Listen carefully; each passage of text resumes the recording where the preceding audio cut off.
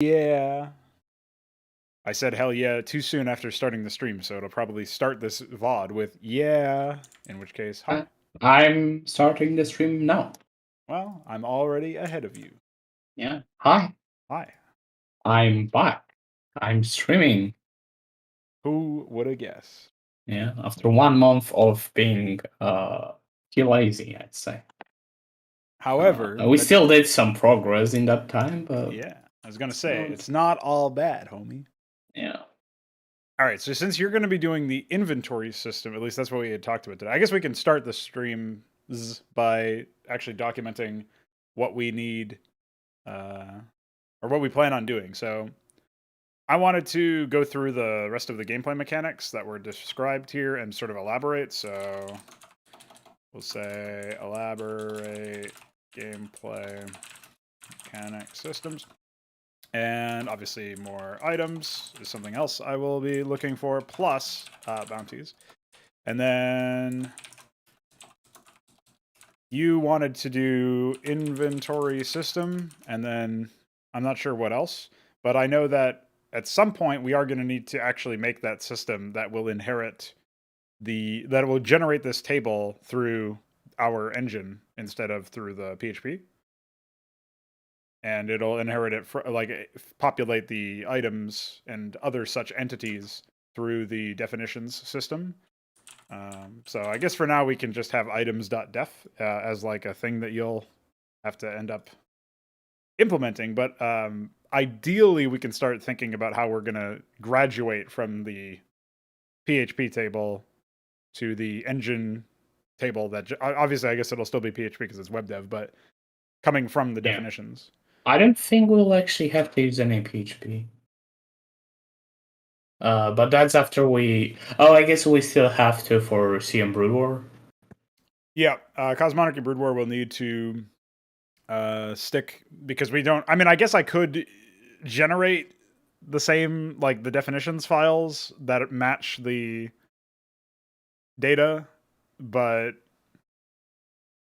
that can be something that I do later, basically, if we decide to do that at all. Unless there's, like, is there a particular reason beyond it being kind of annoying that there's still the old system in place for one thing on the site that, like, is there really a downside to it beyond it just being kind of lame that we can't easily modify it or whatever?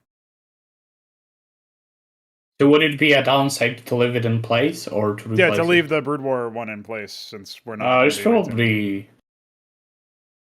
I guess the only downside is that you have to maintain it in a different way. Yeah, but I'm not really going to be changing too much about it, is my thinking. So. Yeah, so it's probably not a problem. Yeah. And it will also mean that any changes we do to the original, to the new system will not appear on the Brood War system, which is probably desirable. Yeah, I think so.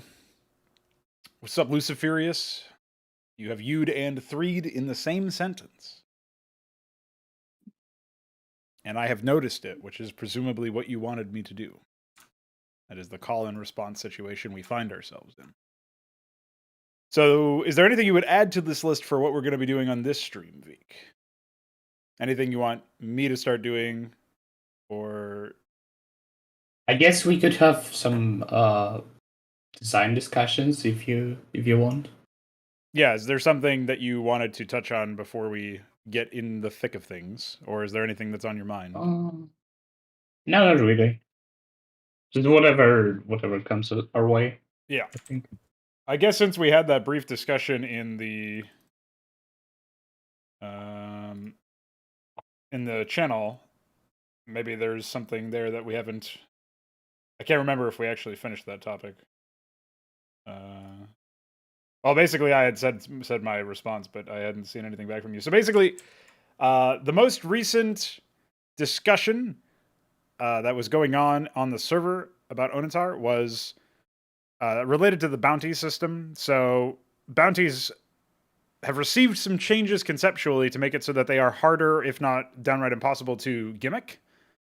In the sense that you can abuse the mechanic, like beforehand, conceptually, it would be possible for you to see what bounties were available, and then based on that, go satisfy the requirements for a bounty, either because it tells you what those requirements are, or because you just memorized it. If we decided to obfuscate that information before buying, which I don't know why we would, but say that we did, you'd still be able to like eventually build up from map knowledge. So it's not really, or game knowledge. It wouldn't be something that would scale.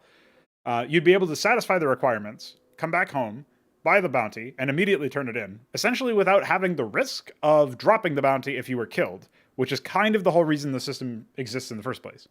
Or one of the main reasons why the bounty system is interesting to me, because it offers you like a sort of counterplay. Either you can deny the requirement of that bounty if you somehow know what that bounty is, which is kind of unclear, like whether or not that would be something that would be possible, or you can just kill them and take the bounty, and if they've already done the required work, you can now turn the bounty in because you've not just stolen the bounty, but also the trophies or whatever the requirement were for the recipe to turn the bounty in.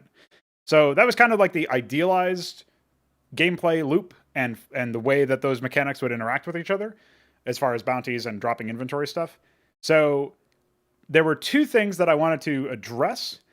One of them was obviously bounties being essentially shuffled around, which maybe is fine to re-enable. But basically, the core issue was the idea that you could satisfy the bounty's requirements without actually exposing yourself to the risk of the bounty being picked up by an enemy after you are dead. So you would never have to bring the bounty itself outside of the system or outside of your safe period or your safe area.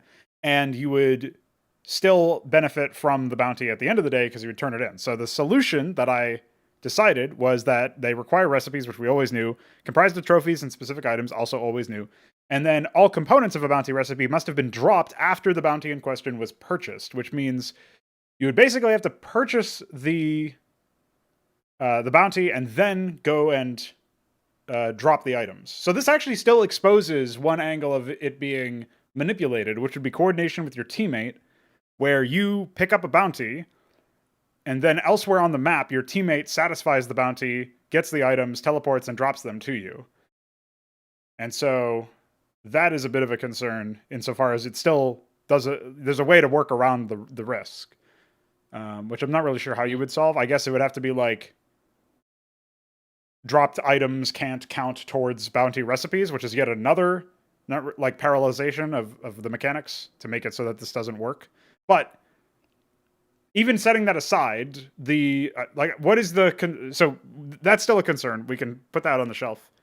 But what was your concern with my proposed solution about the bounties being like requiring items that are dropped afterwards? Because you had a suggestion for making bounties global, so that if one person gets the bounty or buys the bounty, then the other person, nobody else can in the whole map, or at least on your team, which is one of the things I was thinking, is that they'd be team specific because you can access additional bounties as the game goes on but that's also on a team specific thing because it's inheriting from your team, the number of command centers or the number of monoliths that you have, for example. So what was your objection to that system, and what did you think that the solution that you proposed would have resolved? Because in my mind, the ability to still sidestep the risk but reap the reward is still there, even if it is global, because whoever does do the turning in... I did realize that my proposition was not entirely robust, so I do think it has, in my mind, it fixed some problems, but it also introduced others, so I'm no longer as sure that this is the correct solution. Well, one thing that your solution made me think of was the idea of a neutral bounty board that is actually like one per, so it's not something that's team specific. Yeah. It's actually like whoever gets there can buy it. Maybe those could be something that like either are attached to Bazars or a separate thing entirely, where you could have it so that not just Bazars, but also like wherever you can get them. So Bazars don't just sell masterwork items; they also provide like higher tier bounties. Or something like that. And those bounties would be like, unique essentially. So whoever gets them and purchases them first, that would create scarcity, which would encourage you to get the bounty, even if you hadn't already satisfied the solution. So basically, what do you think the problems are with the solutions as far as the general bounty system go to make it so that it's like abuse proof in that sense? Is there something that you think of? So I do actually agree that those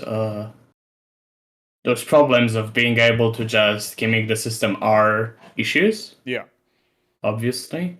And I do like the idea of being able to retrieve the bounty, I think. I don't think I have any issues with that. It promotes interesting gameplay, so it's fine. And there was also the idea that when a bounty is like when the recipe has been collected fully, so say you have to get 10 of these trophies and you collect them, then there would be a audio cue and a visual like sort of expansion of light pulse or something that's similar to like level ups in some games. If you think about like Path of Exile or whatever, where you level up, there's this like Right. cue or whatever, and then you also get the like a flash of light. There'd be something like that that's like, oh, he just collected a bounty recipe, let's get him or something. You know, you would give you the little Right. the thing you would need basically to know that, oh, this guy's got that. And maybe there would be like a permanent glow that would be more minor that would indicate that there is a like if you weren't there, you didn't spot them to begin with when they got the last item that they needed, but you spotted them afterwards and they still hadn't turned the bounty in, you'd know based on like this glow or something. And then maybe it intensifies with every completed bounty that they have that's ready to turn in. And that way Yeah, you and could also kind of you could tell. probably have like a visual tell of the tier of the bounty, I imagine. Yeah, that could be it. And maybe it would also just create like an icon or something on them as like a debuff that if you clicked on them and then moused over the debuff, you would, or it wouldn't really be a debuff, but it would be like a status effect thing that where if you mouse over it, it's like bounty ready or something, you know, I don't know, whatever the thing would be. So yeah, that's the sort of like that's allowing players to interface with the gameplay system a little bit more so that you know like who's a high value target and who isn't.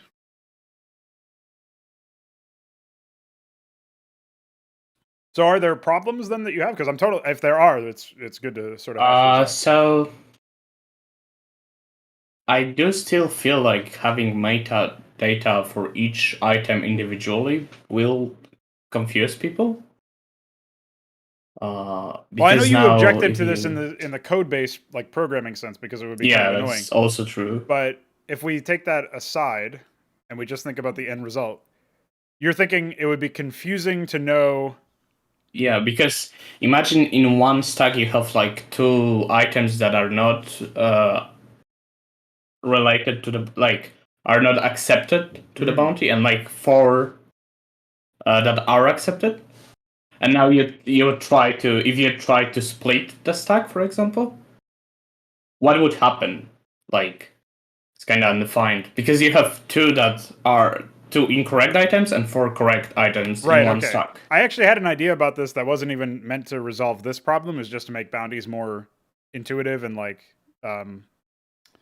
just clean. But it would also address this problem, which is the stack would actually be a part of the bounty. So you would have one item, essentially the bounty, but it would also like say it would say 0 out of 10 on the bounty item itself. And then when you collect a trophy, it would automatically that's valid for the recipe. It would automatically tie itself to the bounty. This does create some issues where then you basically we could decide whether or not players can separate out the trophies or whatever that's been bound to the item because maybe they don't want to turn the bounty in at this moment, but they do need like 1 or 2 trophies from it or something, so they should still be able to like remove it basically. But my thinking is that basically the recipe needs to be collected by you. You have to be the original owner of it, which is how we get around like dropping recipes for another player. And so you have to be the original owner, and and if it's a valid trophy in terms of time, it would just like you would collect it and it would automatically tie itself to the sack or to the item, sort of the backpack slot that the bounty is in. And so it would automatically build that way. So you could kind of think about it like you would see a progress bar or like a counter or whatever on the bounty stack itself, and that would fill up or increase as you make progress on it. And then you could decide like to unpair the trophies that you've collected if you need them for something else. And maybe maybe they wouldn't be pairable afterwards, so it would be a permanent decision. I don't know. That does feel like it's still a bit of a messy system, but that would get around the idea that like you're talking about, which would be rightfully confusing, where you don't know which ones are legit or which ones aren't. I was also thinking that if they're legit, they could be in their own stack and they just wouldn't merge. Yeah, that's what I'm thinking right now. So basically, if you'd want to interact with the items, you would still be able to. So You could could just still sell them the- directly or whatever if you wanted to. You probably prefer to sell the invalid ones first. Yes. And then if you still needed yeah. some more ash for something. Okay, this also fixes the problem you were talking about with allies actually gimmicking it. Right? Well, what fixes the problem is that you have to be the original owner. Yes. Yeah. So basically, okay, I think I'm cool with this system because it's better. It's less confusing for the player. It's more implementable. So yeah, that I don't know how different the implementation is because I think you still have to keep track of which trophies are valid. Yeah, it could be like a boolean, or I guess you would just link to the valid bounties or something. The other thing I was thinking of is I don't think it'll actually be generic enough to say something like, for example, the only bounty that I've put together so far just says 10 common trophies. I think that's actually going to call for a specific victim, like a specific kind of trophy from a specific enemy. Yeah. And I think those would always be collect 10 common trophies instead of just 10 common trophies because you actually have to do the action, right? Yeah. Obviously, right now it's written as if it says like requires instead of tasks. Yeah, it's not any 10 common trophies. It's the ones you will collect you must collect. Yeah. That wording also fixes the problem of it being like non-specific, right? So if we go to I'll eventually find it. Okay, this is cool. I think it's much better. So we would say, collect 10 common trophies. And then I guess we would have like certain supplicants or miscreants or whatever that would be valid, but that would be classed as common, which would satisfy it. But if you have to collect them, then it resolves the issue of allies collecting them for you. And then I guess it doesn't matter if they've been... Okay, so you have to collect them and they can't have had a prior owner. That's basically the only two rules we need, because that means... well, actually, you could just say that they can't have your items and recollect them, and that would work. No, because if you drop the item, you still owned it at one point. It had a prior owner. It wasn't just fetched from the ground. That's why I think. What I mean, if before activating the bounty, you collect 10 common trophies. Yeah. Then you activate the bounty. You drop the trophies that you were owner of. And you but they still are. That you still owned them, is what I'm saying. They still had an owner at one point. Ah, okay. So if they've been dropped by a miscreant or by a supplicant or something to that effect, or it's like a high value trophy from a structure or another avatar or like a supplicant, a miscreant like chieftain or something, then they expressly don't have an owner. Like owner and source are different things basically. So source would be like the unit that died, and owner would be like somebody who had it in their backpack itself. So yeah, that's basically really. I think we only need that one rule, which is whatever your bounty recipes must not have a prior owner or something. So I guess it could even be like unless otherwise specified, because maybe you just need to steal any item, and then whatever like that might be a bounty, right? Like steal an item or something. So in which case, obviously, it has to have a prior owner. So let me just find the... I feel like the clean way of describing it would be just the action has to happen after activating the bounty. Well, bounty activation is an important step, but what I mean is like, even if the action has happened afterwards, if you don't specify that it has to have had a prior owner, then you can do the collection thing that you were talking about, where somebody drops it for you, or you drop it and then pick it up. Yeah, but you have to be the person that does the action, though, right?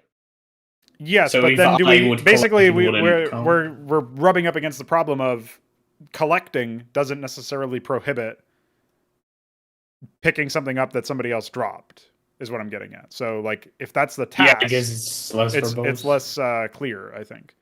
So the other question is, do we still want bounties to not be dropped? In terms of like, you can't drop them, you can't right click and drop them on the ground or something the way that you can with other items. Because you can drop most items on the ground for your allies to pick up, but bounties can't be. I guess that's probably fine if that is the case. I'm not sure if that's still necessary. I'm trying to think about abuse cases with our current system that would crop up as a result of us removing this rule. Because if the rule doesn't solve anything, we don't need it. It could happen that people would abuse the trade, and they would basically have one person collect some items, and then in Fog of War they would swap the bounty with someone else, and then now they would try to hunt the incorrect person.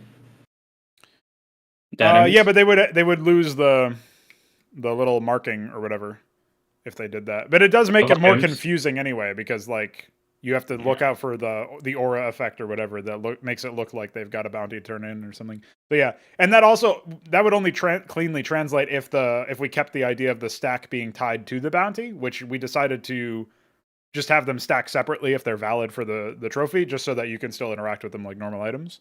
So yeah, okay. So just for the sake of cleanliness, we'll do it. That solves a problem that's not really like an abuse case, in my opinion. It's more of a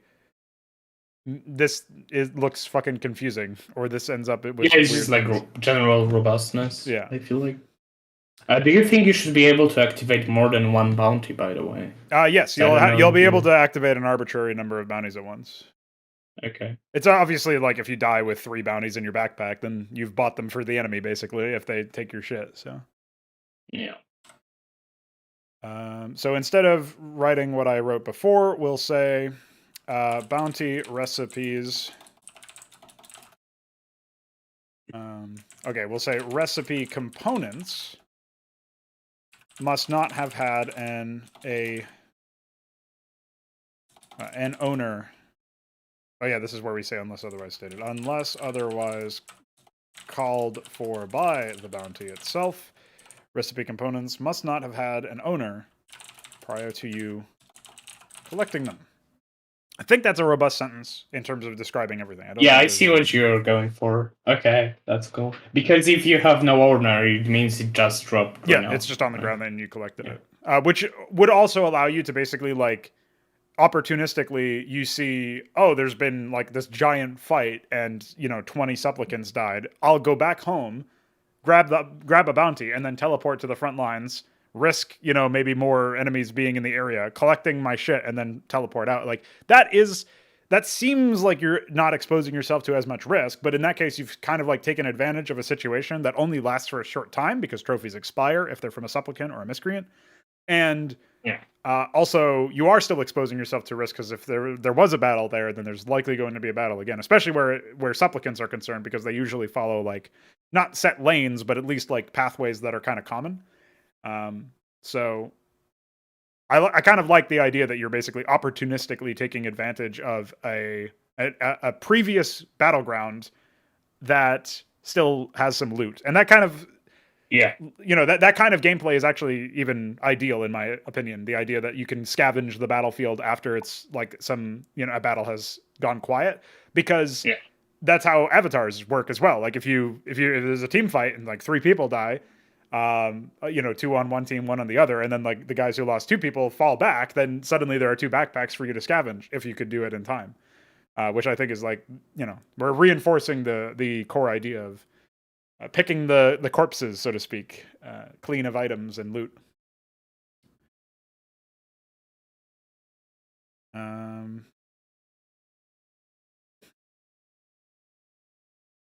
And then I guess we'll say multiple bounties can be activated by individual avatars.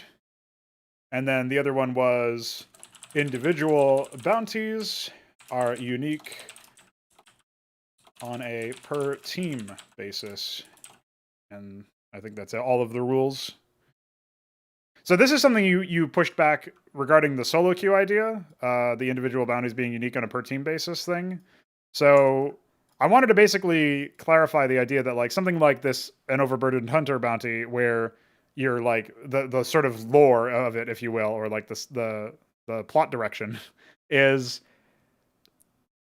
that you have so you have this guy who's like been tasked with hunting a bunch of shit and like bringing home trophies for something, and then he's like, I've got too much work, can you please help me out? And so you get the bounty and then you go do the thing, And we talked about this before, the opportunity cost of 500 ash, because it's 250 for the bounty, and then 250 is the amount of 10 common trophies. But your reward is 1,000 ash item, which obviously you can sell for a profit of 500 or keep if you wanted it. Now, oh yeah, because you can. Yeah, okay. Yeah, so yeah, because you can. Okay, that's actually pretty cool because you have. You can either get the item you're interested in, or you can just sell it. That's actually something I did not think about. It's better than just getting the ash, obviously, because you might want to have that item. Yeah. And then if you don't want the item and nobody on your team wants the item, then it makes sense to sell it. Now, the other thing is, so if you are playing as a character that would benefit from the Hunter's Harness item in this case, it makes sense for you to pick up this bounty, especially if you can like guarantee that you'll access 10 common trophies, which is a pretty easy task, right? So it's not really that difficult to come about. So if you can collect 10 common trophies, that means that you and you get this bounty. That's all well and good. Then then that's great. Like that's sort of the imagined use case for this particular bounty. However, if nobody on your team could really benefit from this item, or the people who could benefit from this item have already made other item decisions, then this bounty is kind of like there, but not very useful. However, you might still want it for the 500 ash profit that you'll get by selling the item back. So that would be another reason for you to take it. But the kind of point I'm getting at is that this is like a very common bounty template, if you will. A lot of bounties will kind of look like this, where it might not be 10 common trophies. It might be different like tiers of trophy or variety or number. Yeah. But there will be a lot of like trophies or a lot of bounties where the tasks are going to be looking fairly similar. And that means that like somebody takes the Hunter's Harness one and you were like, oh, I could have benefited from a Hunter's Harness. Yeah, there's not going to be another bounty that gives you that exact item, but there will be bounties that give you other items that you can use, and also there will be bounties that just give you items you can turn in for ash profit and get an item that you want.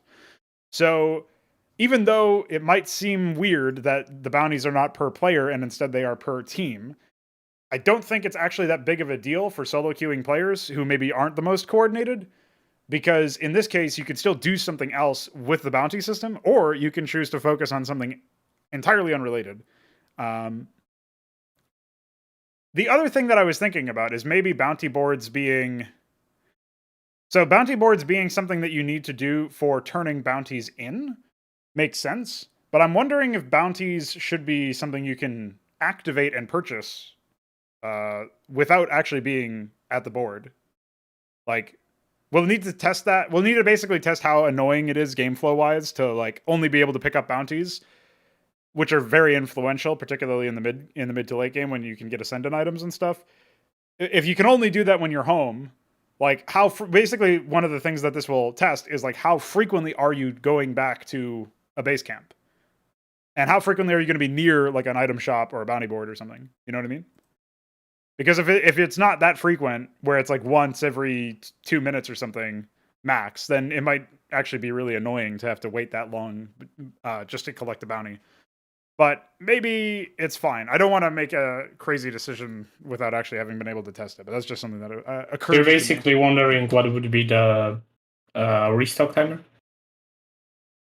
No, it's for players. Because if you can only acquire bounties from being close to a bounty board, and bounty boards are only on town centers, monoliths, that sort of stuff, then you can only acquire bounties when you're near town centers or monoliths, because those are where the bounty boards are. I'm not concerned about this with items, but if you're like not really in need of going back to an item shop, then you don't have as much of a reason to go back home, if you know what I mean. So basically what I'm getting at is, if you don't go home enough to engage in bounties, like, I don't necessarily know if I want players to have to like plan routes of going back to a town center just to collect a bounty that they can then go and do. Because turning in a bounty makes sense, that like feeds into the gameplay pattern we were talking about where you're at risk.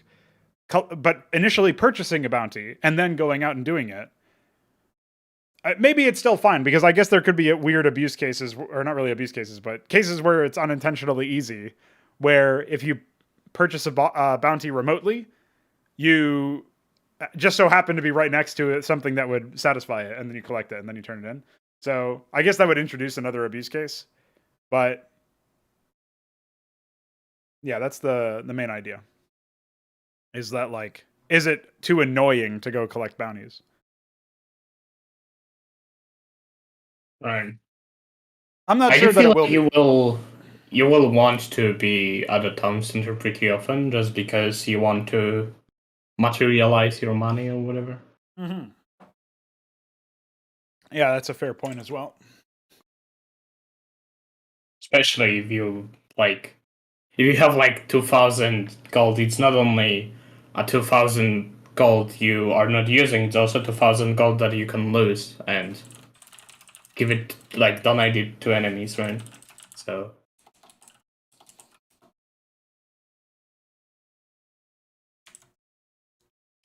Personally, I think donating the term donating to donating enemies is really funny to me. Donating to the enemies. I mean, that's our version of feeding. Enemy donation. we have a quest that says donate 1,000 ash to enemies. Die 10 times.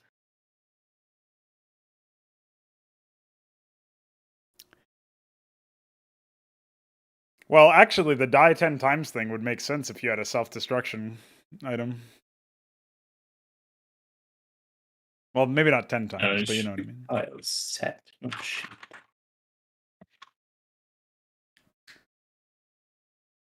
So, yeah, I think that that does make the system a lot more robust, in my opinion.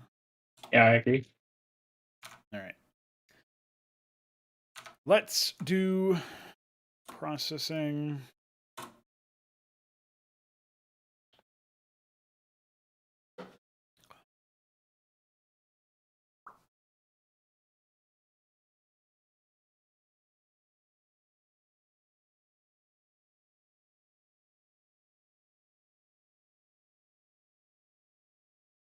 Yeah, I think the not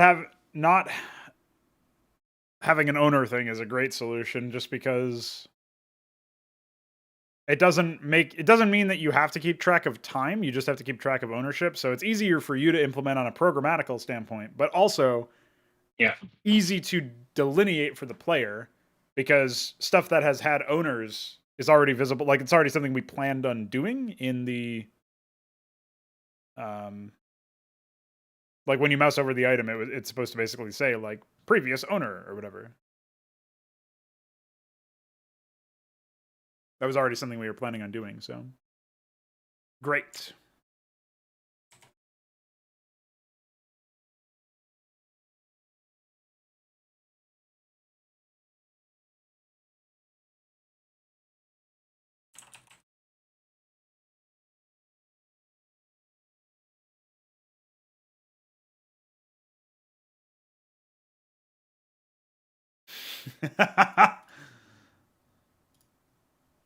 What is this prank that I see?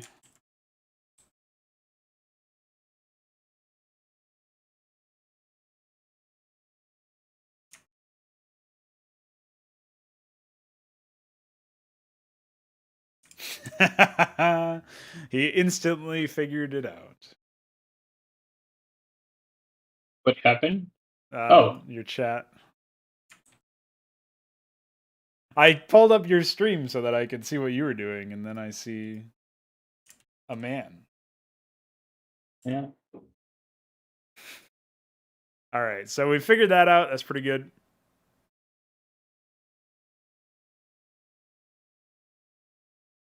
I don't know how Mesk misread lobby hosts as autists, but I guess he had that on the brain.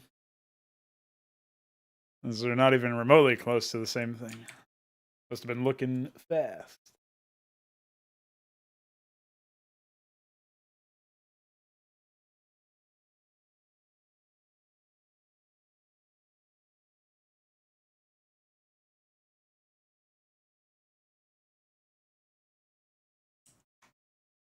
All right.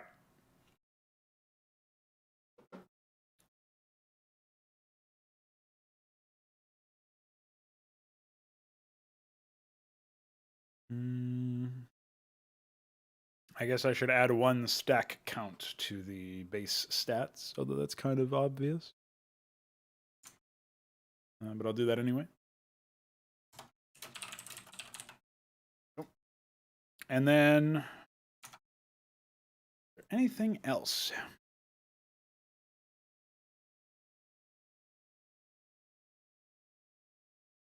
Can you actually hear my keyboard? I cannot, but I do not know if the stream can on your end. Yeah, I don't know. Let me know, Alexander. If you're still there. He ran away. No, I have no idea. He might be there. Actually, I might as well pop out that in case some questions show up. So I can keep track of whatever's going on. He says, can't hear. Yeah, unfortunately, OBS, Discord, and OBS and Discord have minimal width, so I can't even stack them on the same keyboard or on the same monitor. I mean, minimum width. Yeah, it's like 60% or something. Can't you do like like if you hold Windows and use the arrow keys? Can't you fuck with them that way? I guess some Windows don't work like that. No, they still preserve the minimum width, unfortunately. What about height? As I guess you could put one in the top left and the other in the bottom right.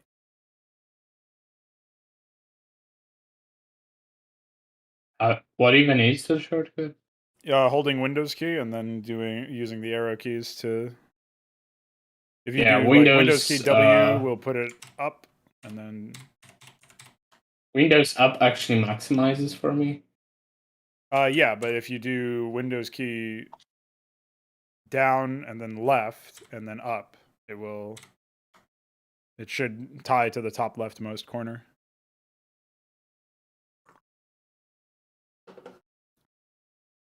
I don't know. If it doesn't, it's because it's Windows. Yeah. Oh, I have not decided against doing that. I just haven't gone back and done that because actually, you might as well. I might as well download that now. The biggest issue is that if a stream is above 4 hours, I can't edit it. So if I go to editor, or no, I can edit it, but I can't save as new or save as own video. Whereas if you go to, say, a 3-hour stream that I did just the day later or whatever, you see that I do have a save as new button. Don't know why, but 4 hours is the cutoff point, which means I actually have to go ahead and click download and download this 4-hour video and then cut it with Vegas, which is fine. It just takes a bit more effort. And then I'll have to upload it separately and all that junk. So I will grab this link and keep it in my browser so that when I am editing that later, it will make some sense. But yeah, just that extra step made it. When I realized that I needed to do that extra step, I was like, oh, I'll do that later. And then apparently later is now. There's that clip, and then there was like a second clippable thing about me yelling about games or something. I can't remember. I'll find it when I look back because it's like less than a half hour after the first clip.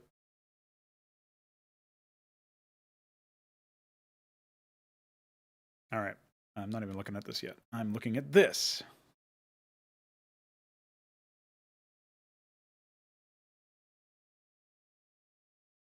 Oh yeah, and then the other thing I was going to write here was oh wait, no, did I even finish this? No. Okay.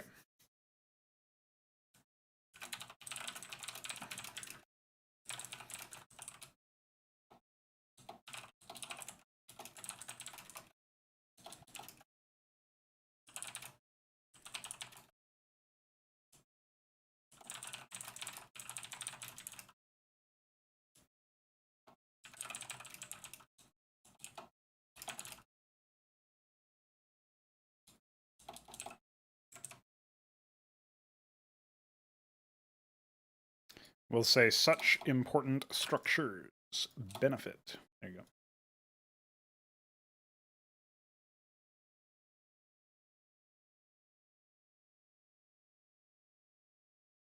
Okay, it's fine. And then I wanted to add over here in projectiles. Projectiles never strike allies unless an ally is the intended target.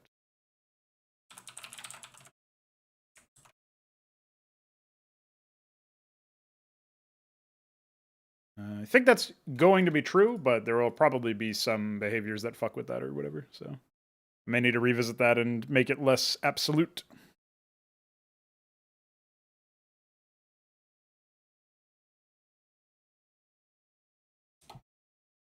Okay. I think that's fine.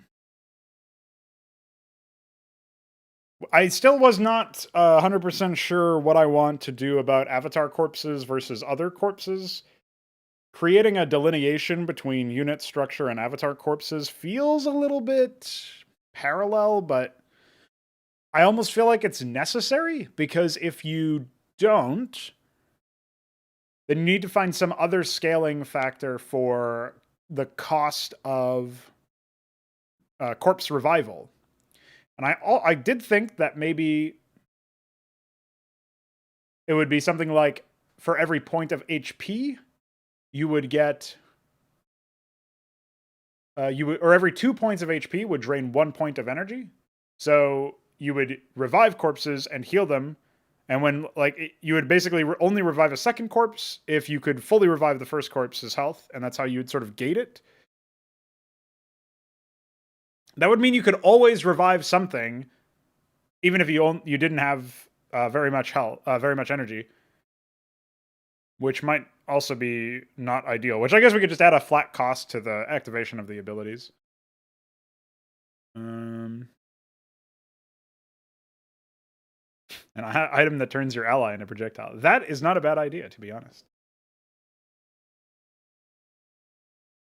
I was thinking it could be something like, the thing that makes me think of is sort of like a man cannon type scenario, where you have this relocator cannon or something. This would probably be a firebrand item, and you would essentially activate something which would allow an ally to deliberately walk into your cannon, or walk towards you and be armed as ammo, and then you fire them at the target. And it deals your base weapon damage, and obviously transports the enemy that way. And I guess it would probably add AoE or something, scaling with the maybe the health or the weight or something like that.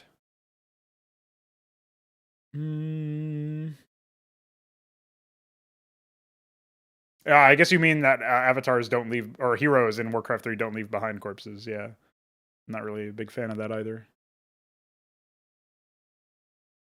Or I guess you also could be alluding to the idea that necromancers raise dead, and they just raise something completely unrelated. I'm trying to think about a way that you can have something similar to Apostle revives, but done so after the corpse has already landed on the ground. Because obviously you could just transpose the Apostle system, where you inject this thing across to all allies, and then based on the number of injections, the allies get a certain amount of health as a revive.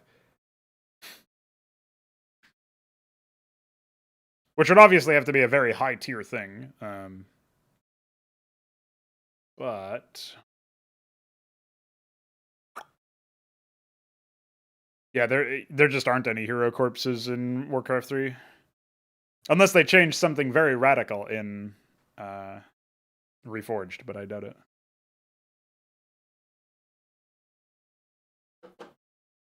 It would be kind of interesting to actually look at what Reforged changed, in terms of the I guess they didn't change anything in the campaigns actually, so never mind. But I do wish that there were more daring remasters.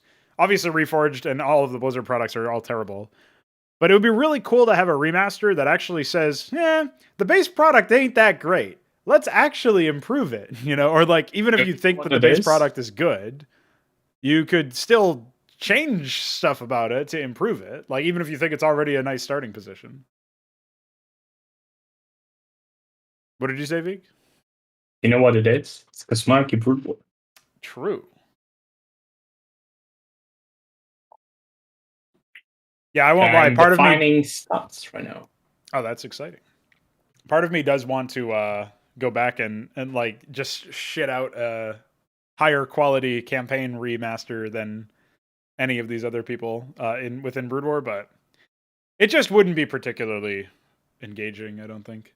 I mean, I guess it could be, but the fact that you have unlimited tech and completely different tech from the get-go than default StarCraft makes it kind of pointless to have the old story and maps at all. So that's why it just made no sense to keep going with that.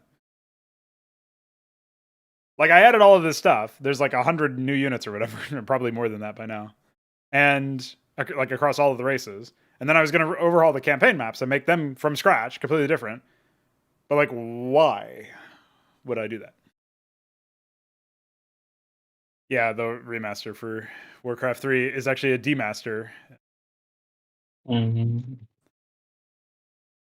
I've been playing the Halo remasters, and as far as I can tell, the gameplay was left untouched, which is a real shame because it's one of the weakest parts of the fucking game. And they overhauled all of the visuals, and as Veeq saw when I streamed it to him briefly, they added sun, which like they completely changed the lighting everywhere. But one of the things that I appreciate, even though it doesn't really look that great at all, and there's a lot of fuckery in terms of like the consistency and readability and a lot of issues for sure. When they went through and like if you press tab to change, it's like the F5 for Halo. It switches between the classic graphics and the remastered. You'll notice that a lot of the times the classic had like zero details to go off of. It was just like BSP terrain or whatever. It was like nothing. It was like a stretch texture or whatever. Like not as bad as World of Warcraft, but pretty close. Like Halo 2 never really looked all that great, to be honest. But there in the remaster that they did, they went through like they actually went through the effort to add details and like different terrain bits and like change the shape of some of this like the details that are out of the gameplay bounds. So they don't have a gameplay effect, but they change the architecture slightly in terms of the actual like shapes and stuff, which I think is something we should have had. I don't know, in a lot more games. Really, it should have gone way higher. It should have added shit. It should have removed some stuff. There's like weird gimmicky boss fights, which are unreadable as fuck. And some of the stuff is definitely more like, isn't this epic and cinematic? Like in the original games, it was very clear when an enemy with shields lost their shields. And in this game, it's like, I don't know, every time you shoot the shields, it looks the same as when they lose the shields. So do they have no shields or did you just damage their shields a little bit? You never know. You only know when the shield thing stops happening entirely, which is not very useful. Because you might think that their ability, you can one-hit headshot them, but you can't. And then there's obviously all the game state issues, but whatever. Whatever. Junk.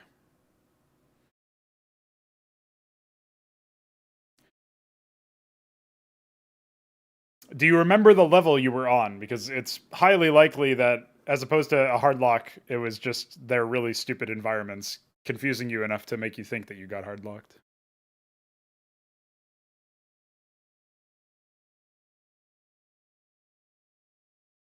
One thing the Halo games did that a lot of other FPS games didn't do is they had really long and expansive levels that were like fully 3D. Because you got to remember, like Halo came out in 2001.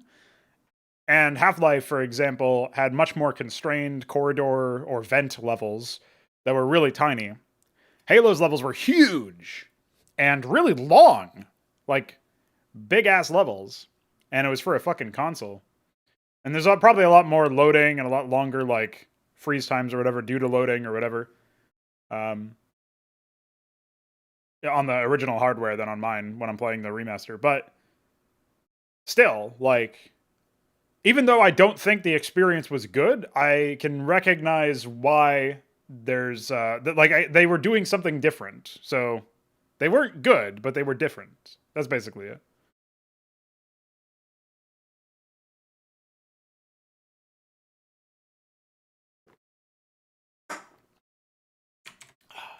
Anyway, reminiscing over. It is time to look through the rest of this. Do you plan on using shields?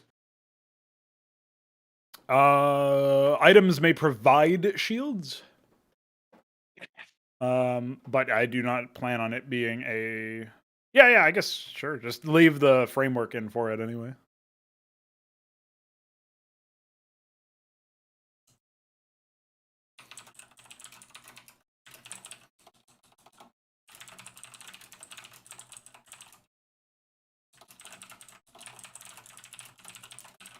I'll add a note of it in the stats.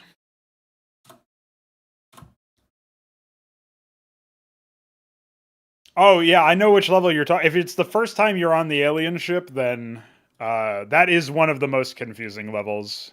Because sometimes doors are red, which means you can't enter them, and they're just for show, except if you walk over to them, they do open, and it's like a fake out, because enemies like appear at the same time, and you have to fight them, and then the doors are blue. Yeah, it would have been the third level, I guess. Predictable. Number 3 strikes thy down. Or thee, rather. I shall smoke thee. Can we go back to Mixer being a thing? Yes, please. Why did it get zucked, bro? I don't know. So lame.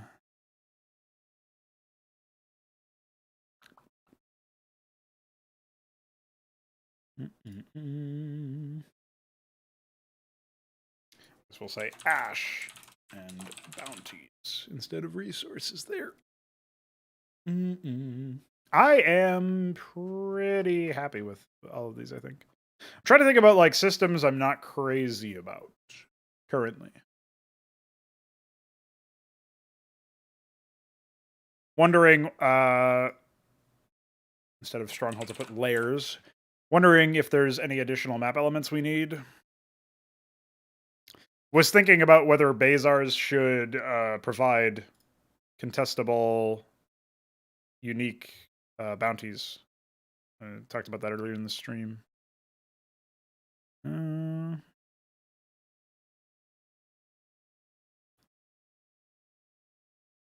Oh yeah, and I already wrote that, so I can get rid of the scratch pad.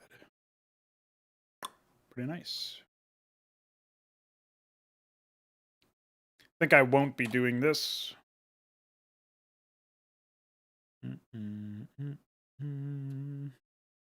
Garrisonable units that become neutral when not piloted by an avatar. I feel like this is probably not necessary either, to be honest. I thought about maybe like one of the architect roles might create vehicles, but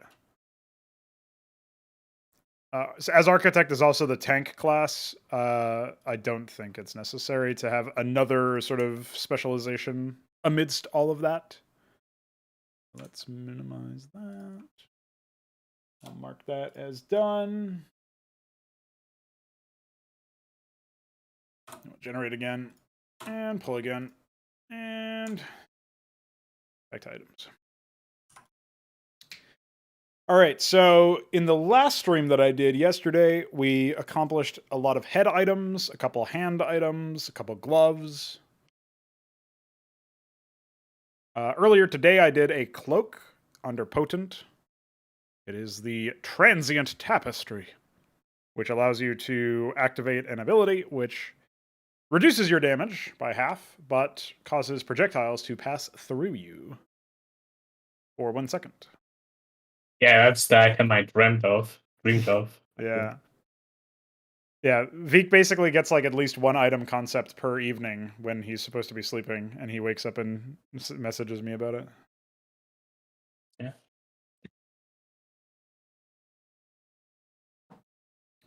Because the other one that you got, I worked into the feathered flamethrower, the disintegration ability.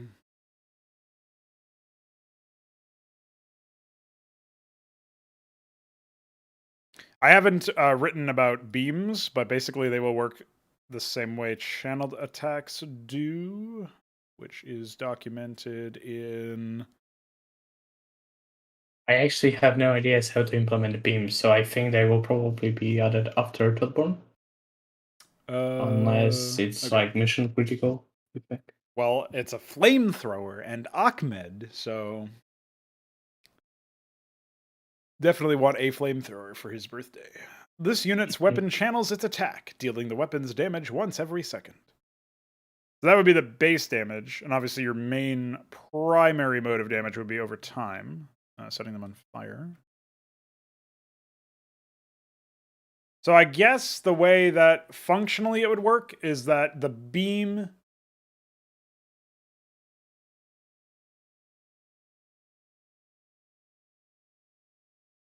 Yeah, I'm not sure how that system would work for this, because everything's a projectile, so...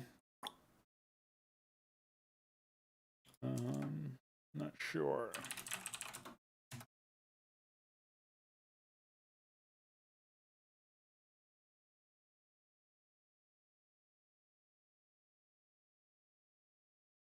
I kind of like that concept, Knight of the Realm, because it gives you can use that offensively, or you can use it defensively if the opponents also have some sort of relocation thing. I think the tether would probably be like phase 1 of an ability, and phase 2 would be activating it to pull the tethered target to you. That means you would be limited to 1 tether, at least per ability. Like if you have 2 items that give you this ability, then fine.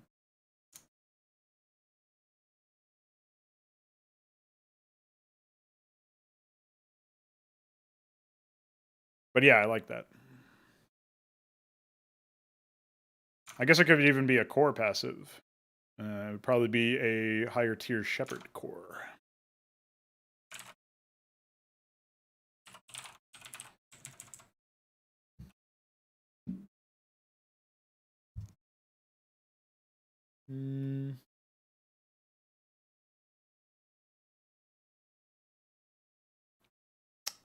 It sounds real. The way that you wrote the concept sounds very complicated to me, but maybe it's easier to observe in the actual game.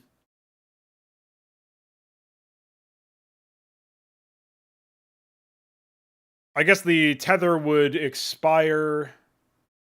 Oh, that's actually an idea I had. So I basically thought you'd have like a chain. I decided that's probably a bad ability, but anyways, the idea was that you would have like a chain, which forces you to be at maximum range to enemies, so like or to an entity. So basically, you would be forced to be to not leave certain distance, right? So you basically what Knight of the Realm said. Okay, I so the thought it tether was is too consumed complicated. upon the break. Yeah, that's probably how this would work too. But I think making it entirely based on an ability and just being a relocation ability makes a lot more sense.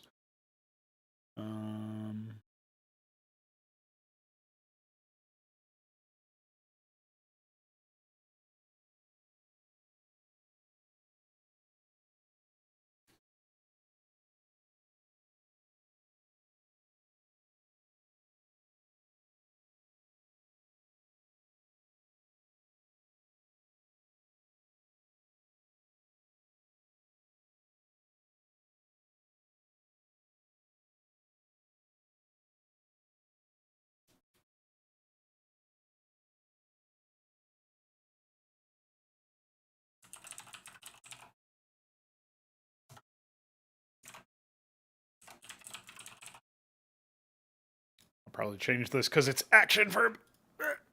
But at least it's an entertaining action verb.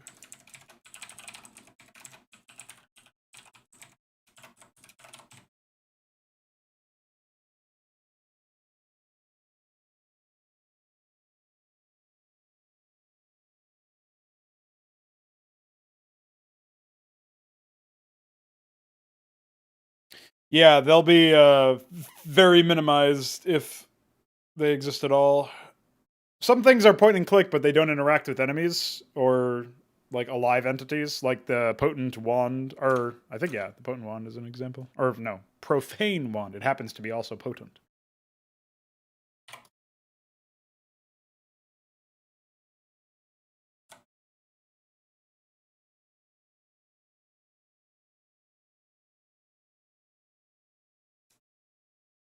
I will actually take a short break. Maybe. Okay. Is that how you spell kinesis? Telekinesis. How do I spell it? Kinesis. Kine.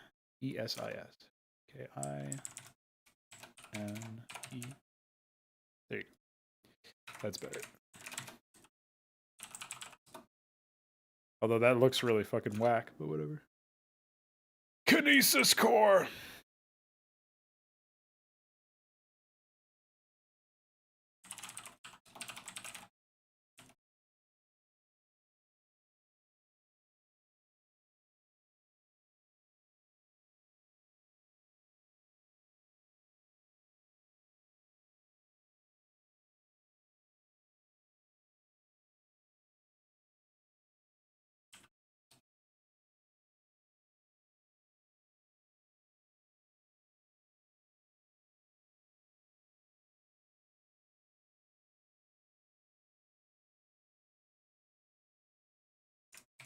Let me look at the stat bonuses afforded by the other shepherd cores.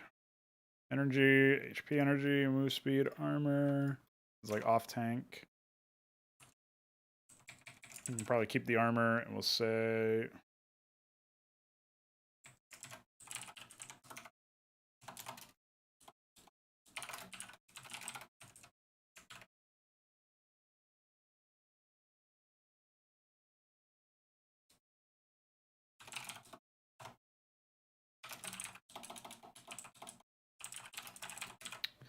yeah, how would I even access Heroes of Newerth? Is it possible to play a bot game or something? That's something I'm interested in.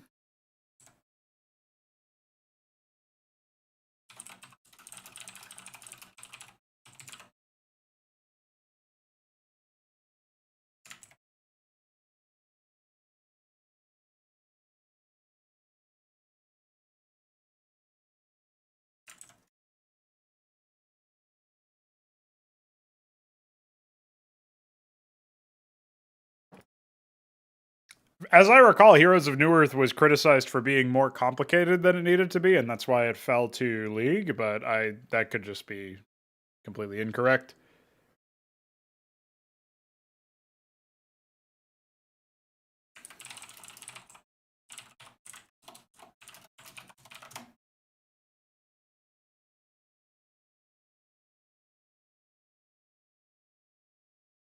Oh, it actually is still a thing. Hey, you can't steal my shit. The fuck? Recent avatars? Wait, is this actually current? What is this? When was this uploaded? 2017. Okay, maybe not.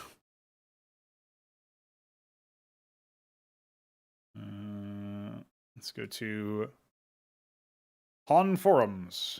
Well, it was apparently posted in recently, so okay. All right, so I will take a look at this at some point. Opened it up in my other browser again. Oops, that's not what I wanted to do.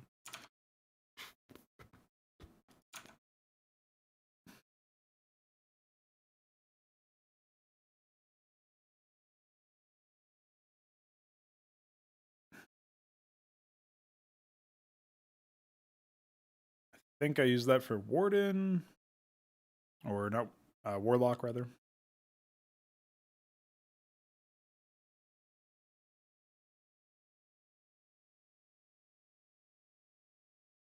I'm not sure if I have any other good core icons.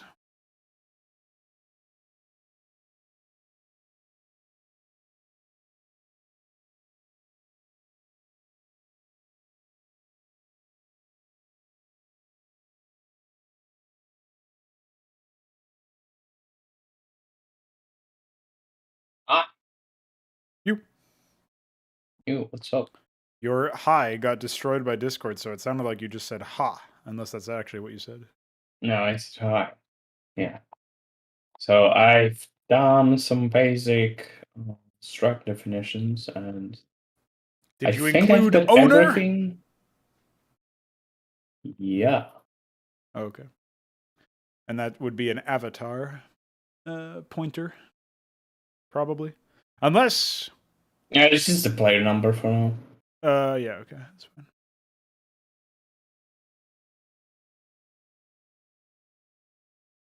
It depends, I suppose.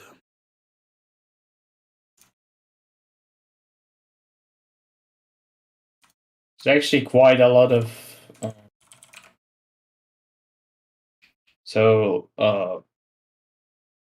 Doing dev file handling is definitely something that takes me a lot of time. I was thinking I should probably do myself a meta programming tool. So it basically reads the code of the structs and it like auto parses it to a format. That makes sense. Yeah.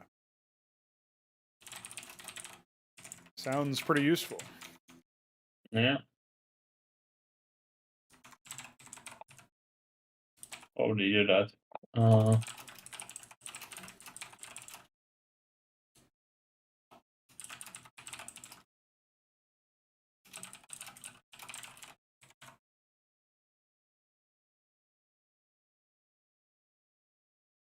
One way that I think I could incorporate Kian's idea of a core socket, or I think both of, like a lot of people have come to me, you might have also, about the idea of like a core enhancement item, would actually be the inverse of what we were originally thinking, where you would buy a second core and that would be what you would enchant your existing one with. I actually think instead, you should have the option to convert your existing core into, like, essentially mostly replacing it with a new one, if you're going to do that. If we're going to include any sort of core enchantment or enhancement, it would be through, like, you'd overwrite most of it and then keep something from your previous core. I think that's probably what we would do. Which would allow you to cross-class between common cores, but also cross-class between, like get a higher tier core and then save something else from the previous core. But I'm not sure how we would show that visually, so that might just be too messy, and we might just need to completely replace cores. However, if there's something that I wanted to keep open, it would just be like the passive that your core provides could be also provided by some other item that you could get as well later. That's probably what I'll do if I want that.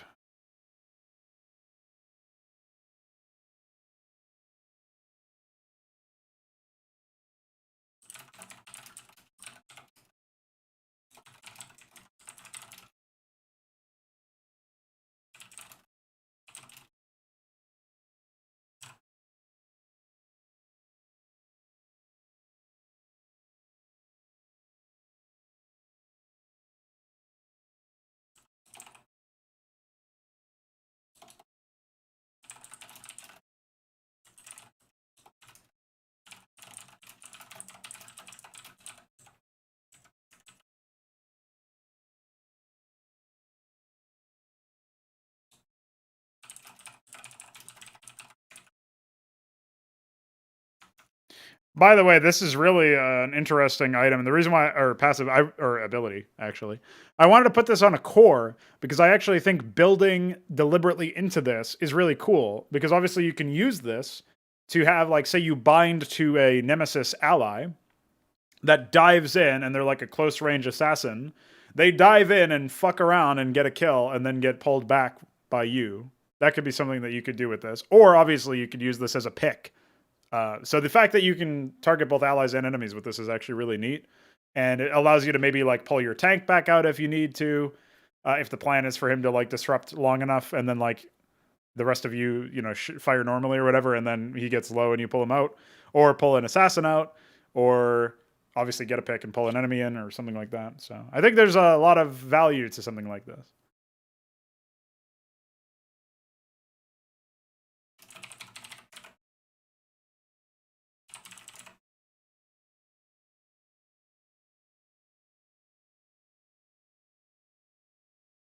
However, I think I'm not sure if both activate. No, I guess just only the first activation will need energy, so we'll make it pretty steep.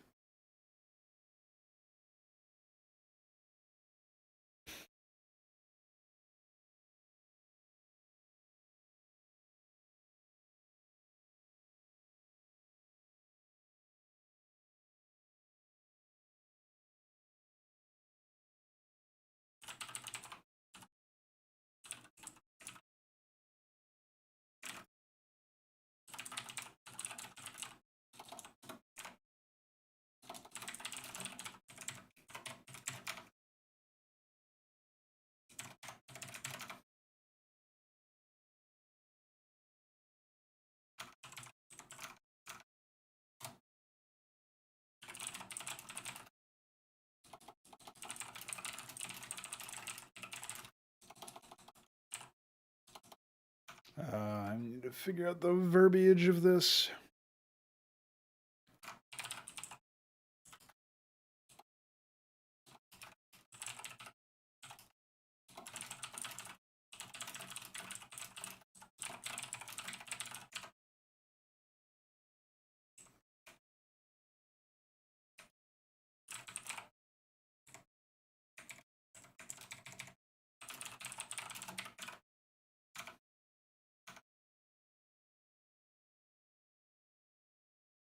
Okay.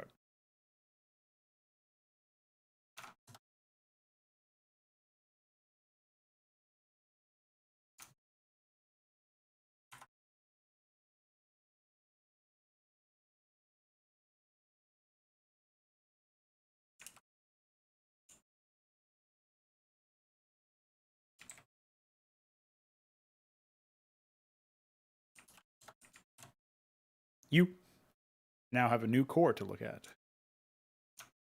Obviously, tier 2, so.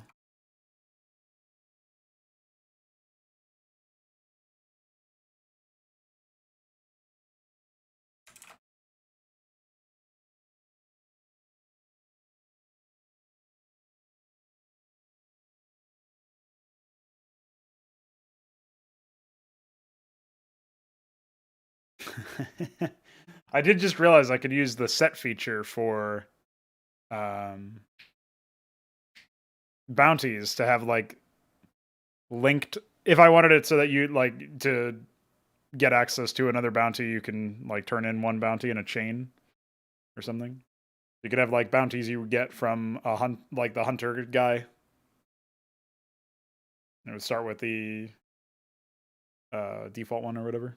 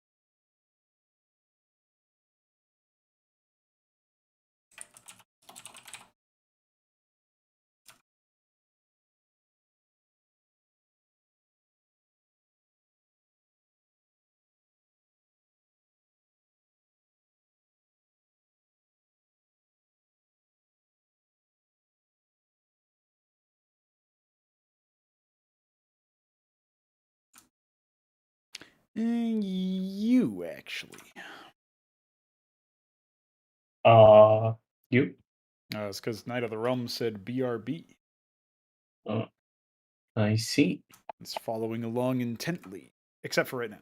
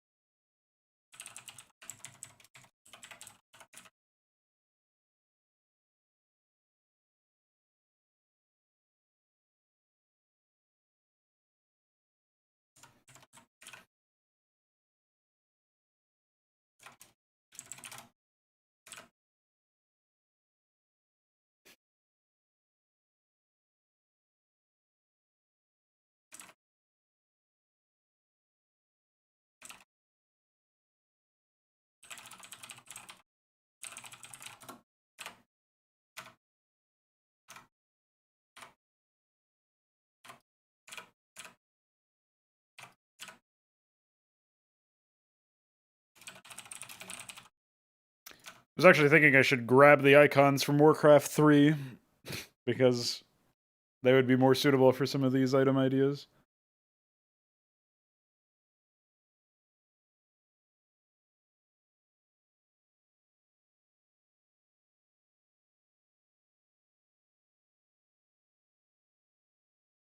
I'm sure they exist in a prepackaged resource somewhere, but you know how it is. Can't find that shit.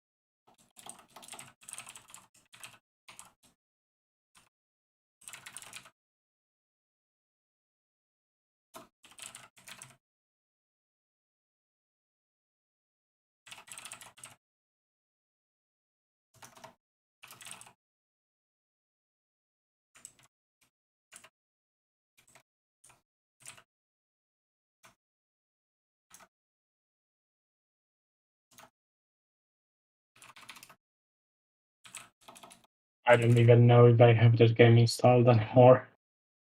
Probably not. What game? Yeah, Warcraft 3. I definitely don't, because I couldn't install it to begin with on this PC for some reason. I think the Yeah, I registry got remember fucked that. during the remaster or something. A convenient excuse, but also a legitimate one. So Yeah.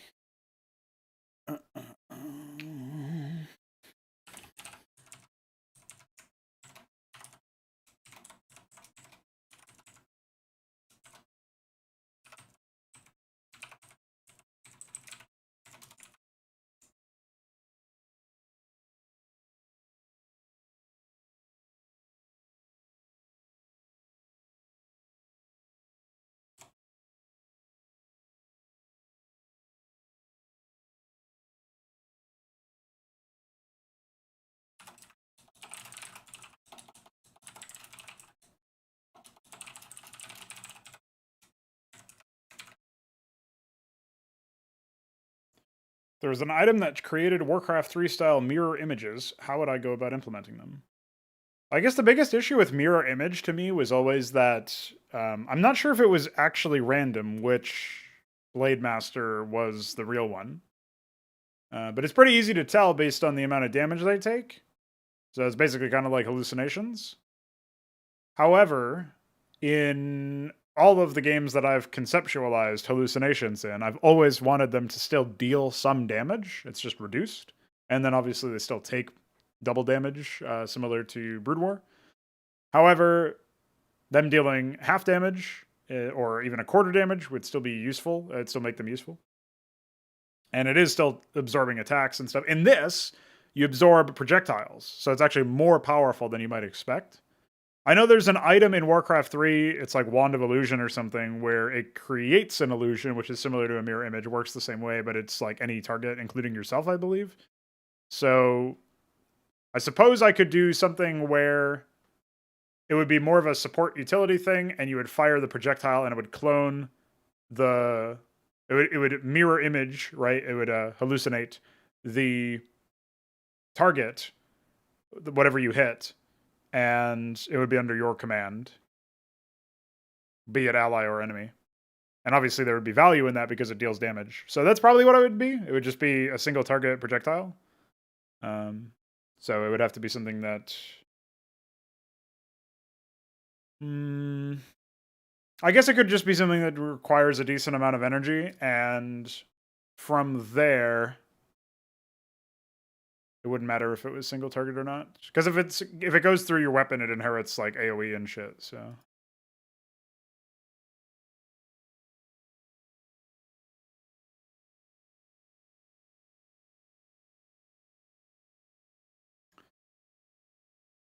Alright, I will write that down.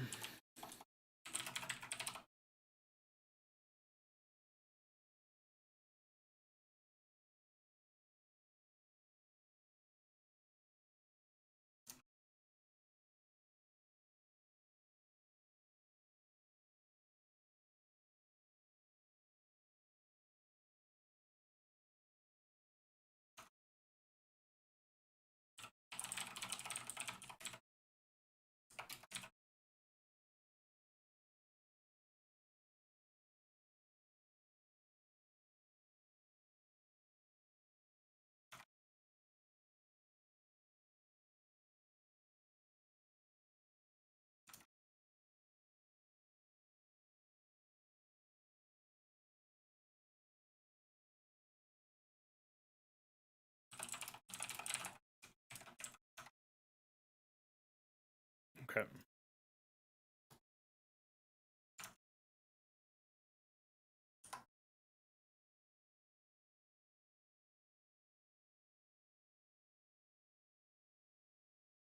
That might end up being a higher tier item or something, I'm not sure.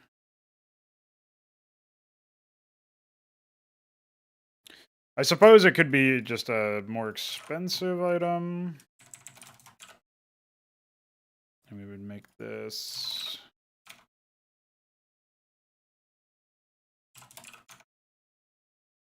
like that. Okay.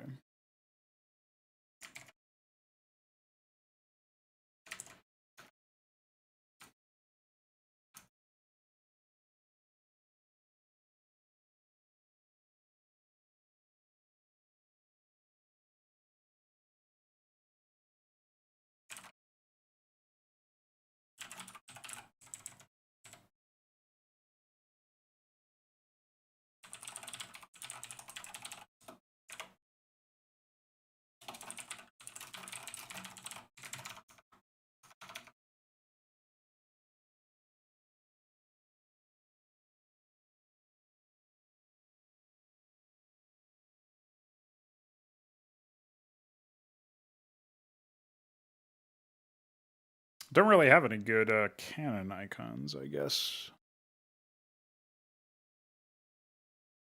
I wanted something that looked particularly large. I guess I can use that.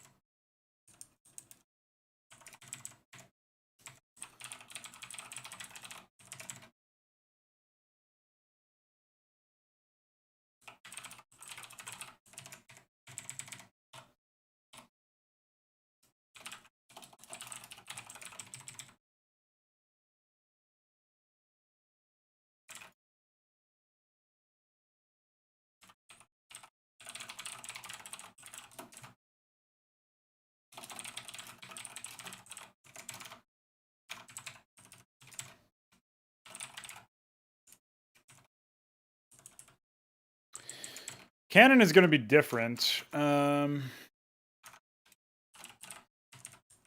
be blunt.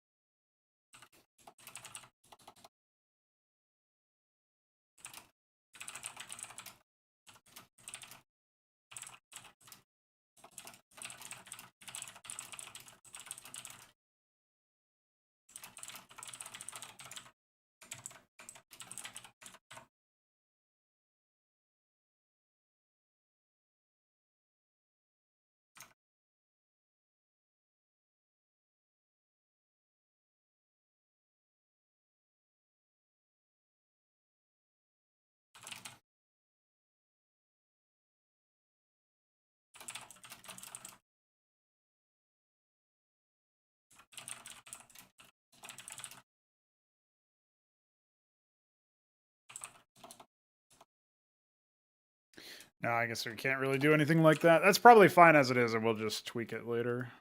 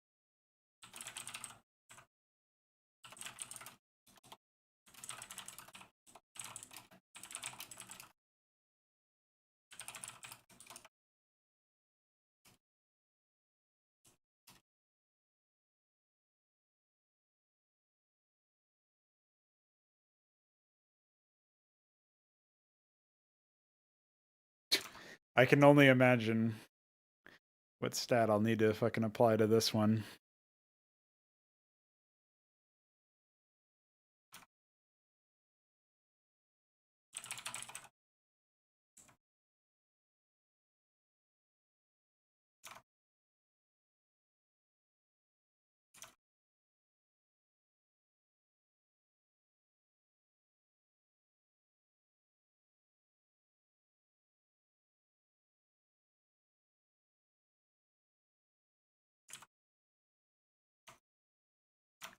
Oh yeah, and then I need my hex color picker.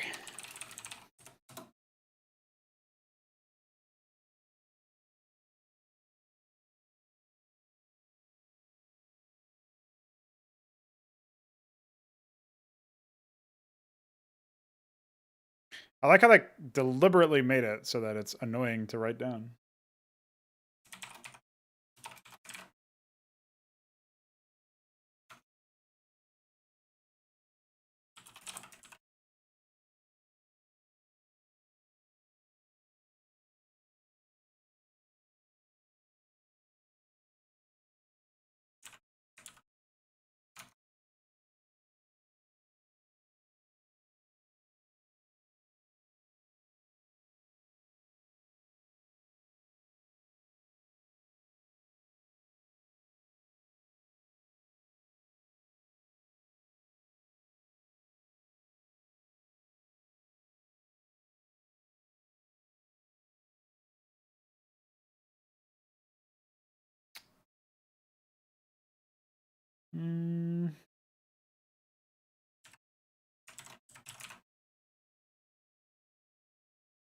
Okay, we'll try that.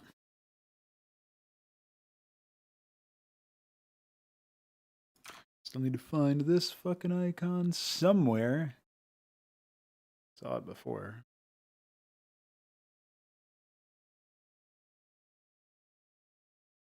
Where it at?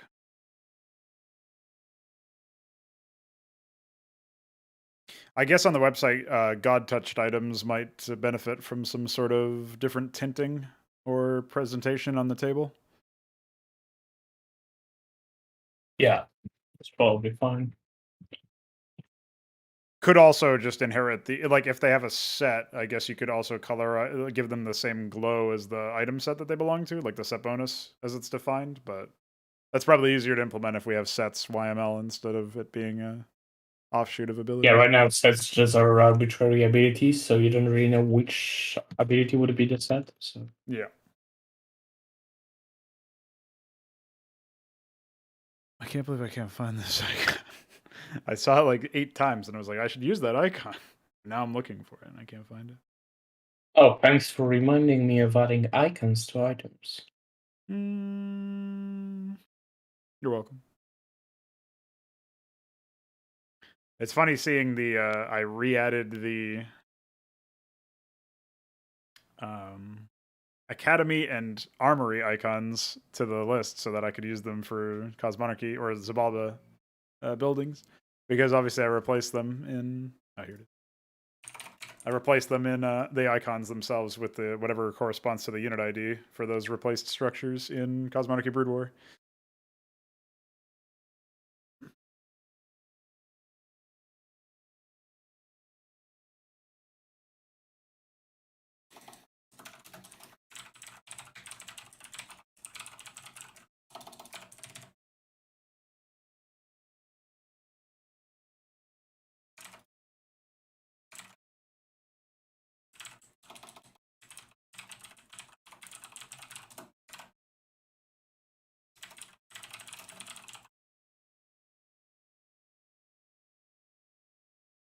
What are transmogs?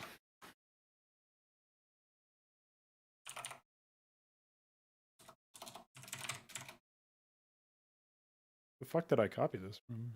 Oh, yeah, okay, that makes sense.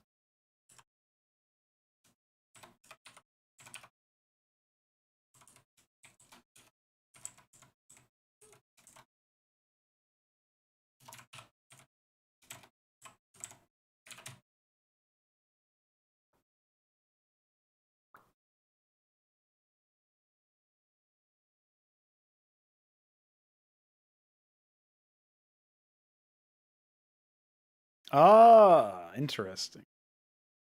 People do that with CSGO skins, except you obviously have to pay for those, so it's even more embarrassing. I'm looking forward to some of the most wacky things that people can come up with in general, so I'm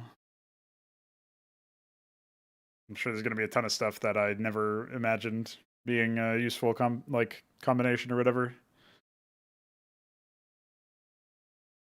Yeah, I knew it was a WoW term, but I thought it was like an actual game mechanic or something.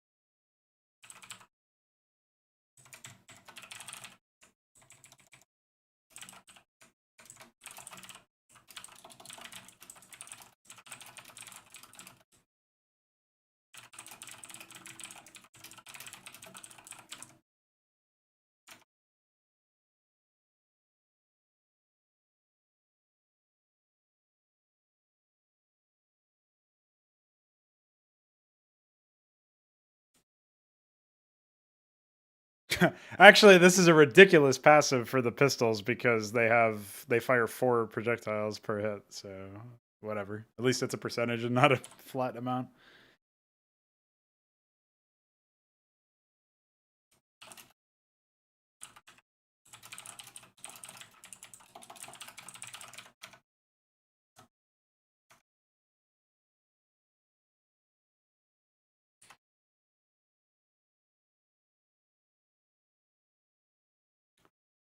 Subwooker, harrying is the percentage of your victim's movement speed you reduce with each successful attack and expires after 2 seconds of not being refreshed. That's what harrying.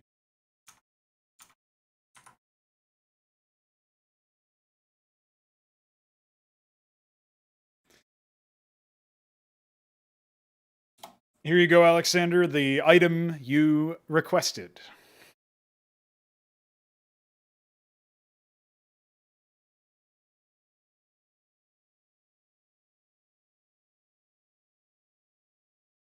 Well, the ability you requested, as opposed to the item exactly, but it is indeed a cannon.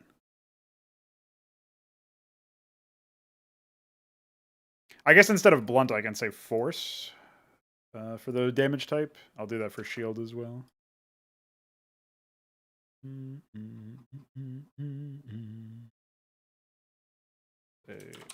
Or maybe physical? I don't know.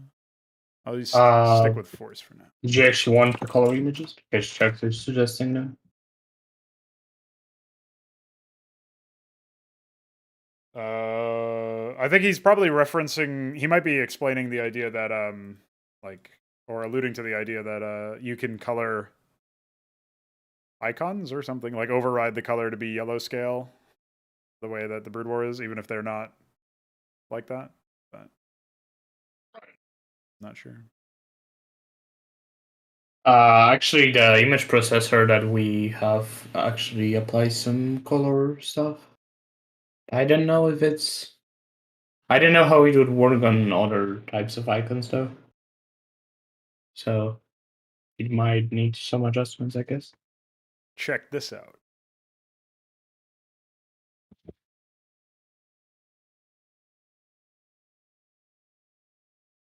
Minority. What? Well, that's cool. Does this tag expire on death or Yes. just never? They expire. They basically the do not expire thing means you have to actively debuff the enemy, removing their buffs, or you have to kill them. Okay, that's cool. And we have every projectile fired. If untouchable, that grants you movement speed. And they expire instantly after taking damage. Yes, but you also fire up to 4 projectiles. It's 2 per it's 2 per target, and you have 1 target count increase from the passively. And these are so you actually get 4% if you're near 2 or more targets. Is there actually a core that gives you target count? I think there is not one. I don't think so. That would be a higher tier massacre core, though. Right. Yeah, because I imagine you could stack a lot of target count.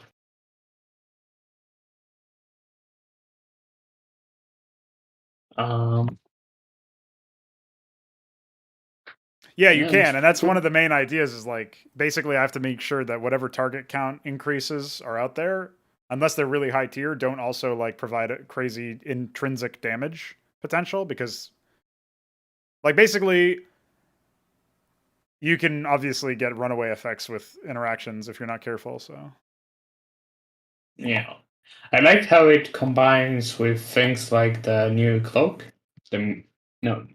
Wait, was it a cloak? The thing that allows you to be dodge the transient projectiles. tapestry, ceaseless motion is the ability you're thinking of, where you reduce damage by 50%, but you have projectiles pass through you.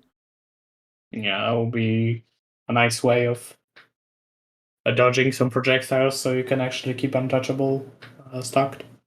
Lifesteal is a percentage. It's just the stat itself is the percentage. So +1 lifesteal equals +1% lifesteal. So it might be confusing if you're not aware that it's a stat. Jocks. I do not remember life stealth, but it sounds hilarious. I'm sure it was very funny. Do you have a link or any other thing that may jog my memory? The other thing, Wucker, is a new core you might like. Where is it? Here it is. The Kinesis core.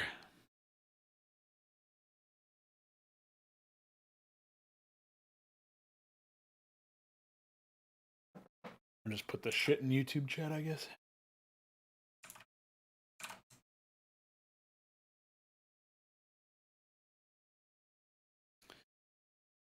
So people can actually click it if they want to.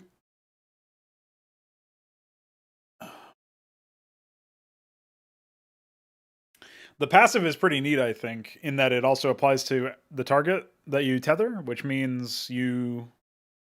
tethering will probably be a mechanic that's possible to do without this core, so with other items. So you could technically, like, potentially tether multiple targets. But the other idea that I had was... this means that if you bind it to an enemy, but you don't immediately pull them in, then they can get a benefit of energy regeneration when projectiles are fired. Oh. Shadow of Hatred. Man, that, you know what? That sounds somewhat familiar, but it's such a generic name that I can't remember who made it or anything about it. Poison could be something like a fire would just burn things and reduce armor, or get reduced by armor. Poison could be something like a dart would just penetrate armor to inflict poison, but if the poison gets through, pretty strong and not reduced by armor. Oh, so you're saying like poison would have no effect if the armor was a higher value than the armor pen, and fire would be the more conventional, like reduced by armor normally or whatever. It would just be an extension of damage. I'm kind of concerned that I'm adding too many stats as it is and having like a bunch of shit that you have to keep track of. But the idea of like some sort of debuff that works similar to what you're talking about, as opposed to it being like basically tying what your concept is to an ability that is specifically like bound to a couple of items, actually seems doable, as opposed to making it a stat where you just like increase it no matter what. Yeah, you can use it on allies. The idea that the most utility I imagined for this would be slapping it on an ally and then like say it's an ally assassin and they like go in deep and dive the enemy and then you pull them out when they start getting low. That would be like one common use for it, I think. Or like you'd bind to your tank. They benefit from the energy thing, and then you pull them in. Oh, one thing I didn't note is that bringing them in consumes the tether, so I have to specify that.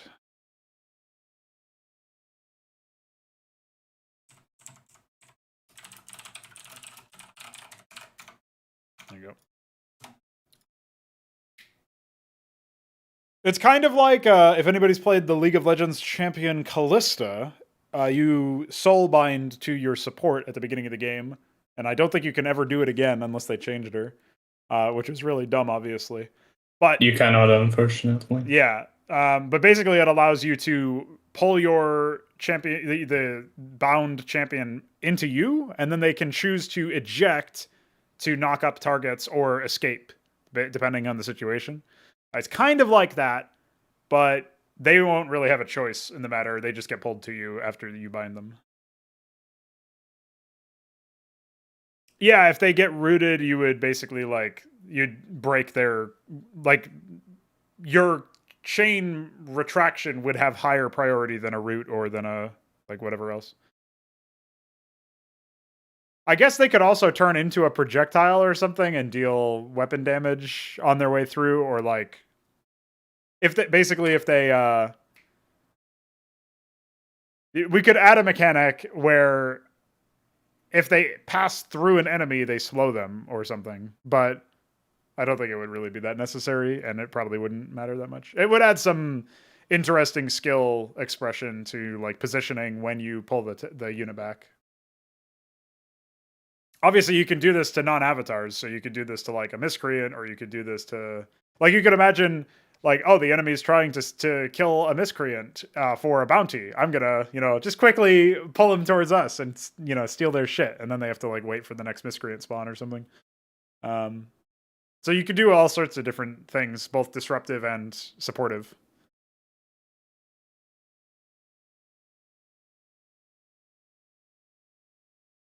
But yeah, back to your poison concept. Basically, what I was saying is I actually like the way that you framed it. It's just adding another dedicated mechanic and having players have to keep that in mind in all cases might be a bit much at this point in development because there's a lot of stats you got to keep track of already, as you can see here. So I would just be, I'm a little bit reticent to do that, but I'll definitely note down the idea and have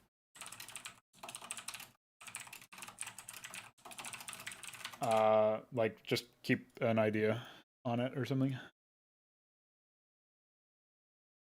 An enemy that enters a radius around you takes weapon damage. Oh, okay, yeah. So that would basically be a dedicated melee type core or something.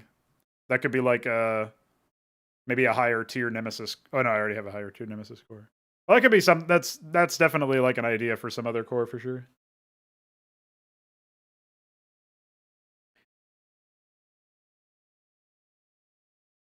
Well, we would basically have like poison damage or something. Amount of poison damage. I feel like some things we would want to like increase the power of the poison or something. Unless you're just saying that it would just be one like an idea for like an ability that's activated by a specific item and limited to a couple items, which is what I was basically saying. What would poison do, by the way? Well, Chalks was basically saying that like the idea for fire is the damage over time and damage over time duration concept that we currently have, where it's reduced by armor and all that. The idea for poison that Chalks proposed was it would have no effect unless it breached armor, and then if it did breach armor, like had more armor pen than the victim's armor, then it would do its thing. So it would basically be anti-squishy or like something that would have some pretty noticeable effects. It does end up feeling very binary in that sense, but if it's on a skill shot, then it's still fine. Like in a sense, there's still counterplay to it. I'm just not really sure how we would implement that outside of just adding it to some items.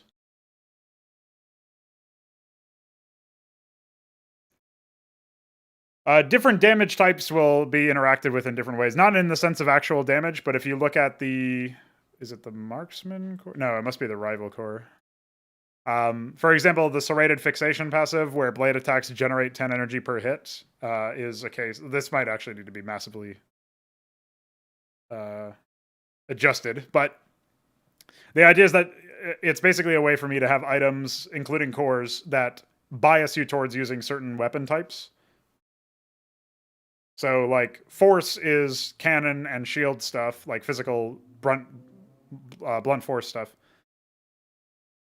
And, like, blade is melee, or not necessarily melee, because there might be, like, throwing daggers or something, but, like, blade is actual blades, right? Sabers or whatever. Pretty self-explanatory. Firearm is more conventional rifles. I think those are the only 3 that I've come up with so far, actually. Like, there's firearm, there's blade, and force is like a new one. This doesn't have a weapon. This is blade as well, and the shield is force, for example.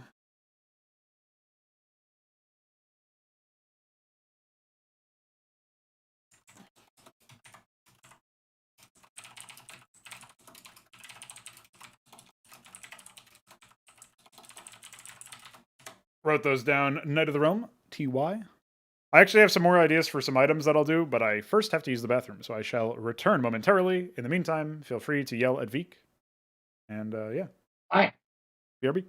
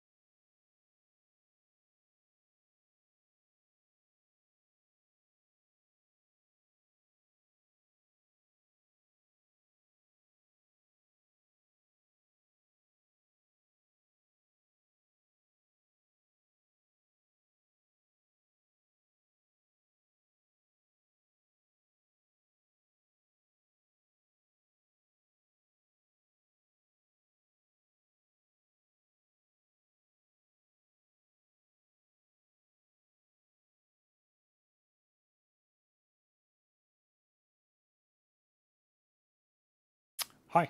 You guys can hear me, but Veeq cannot. Let's see if this keybind still works.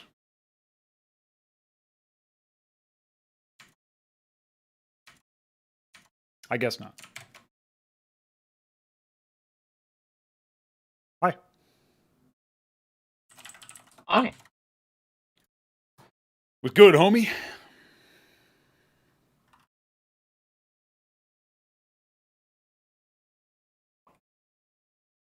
Oh yeah, I had some more item ideas. As if I would ever run out of item ideas.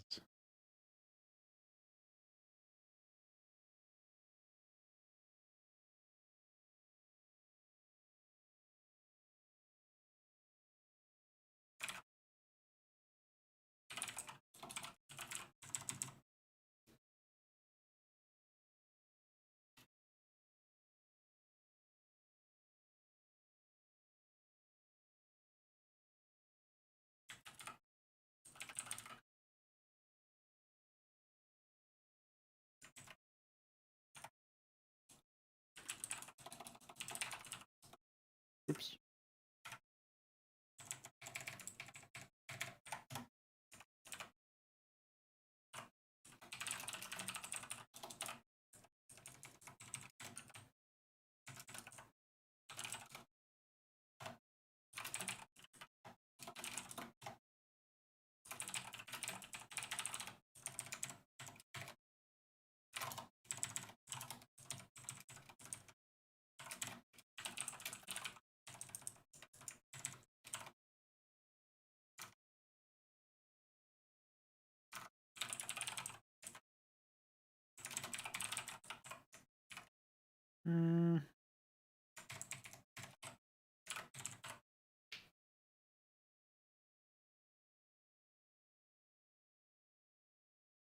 What kind of heart of the swarm shit is I mean, Heroes of the Storm shit is that, homie? Gigantic creature with a large mouth that eats corpses and stores them in his mouth. Corpse play isn't actually going to be that like so common that that would even be useful, I don't think. I guess consuming a bunch of corpses in an area would be useful in the sense that like it denies necromantic abilities. But even then, because it's not going to be that common, it kind of feels like it pigeonholes. Like it's sort of like this is a hard counter item you build when you're up against necromancers or something. You know what I mean? So, trying to think about like where I would how I would filter that concept through the current game state conceptually, and then how I would implement it. I think maybe version like so Tyrant is kind of like the branch that involves summoning and mind control and possession and subjugation. So you could pretty easily like Architect also has some summons, but it's mostly like physical shit. I haven't really explored that much yet.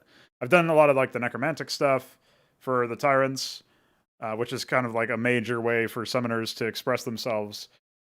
But maybe summoning some sort of like demon type creature that grows in strength with however many corpses you sacrifice for it would be warranted based on what you've described.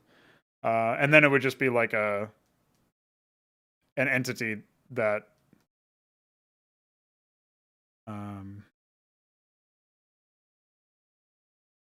yeah, I guess it would just be an entity that would have a certain amount of strength based on the number of corpses sacrificed. And the energy cost for the ability would be flat, and that would be fine. Because it's more about how you use it.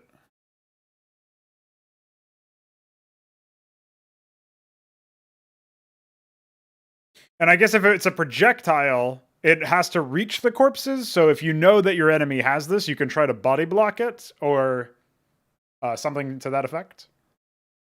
And then there's some counterplay to the action. So you would still need line of sight access to the area that you need to sort of seed as like a lure for the demon. Yeah, I know the meat wagon had the storing corpses thing, which is why I figured it was something from Heroes of the Storm, because obviously the meat wagon in Warcraft 3 doesn't. It gives you the storage stuff, but it doesn't have the beast tie-in. So, what's up, Shamble Man? A glove which grants the wearer the ability to detonate a minion for X amount of minimum damage. So this could be something like. This could be a Tyrant Glove as well. So we would have. Let me write some of this shit down. So Tyrant.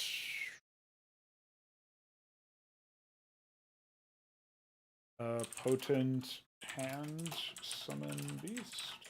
I'm not sure if it would be hand or if it would be. Actually, we'll say head. Summon demon corpses. Tyrant potent gloves.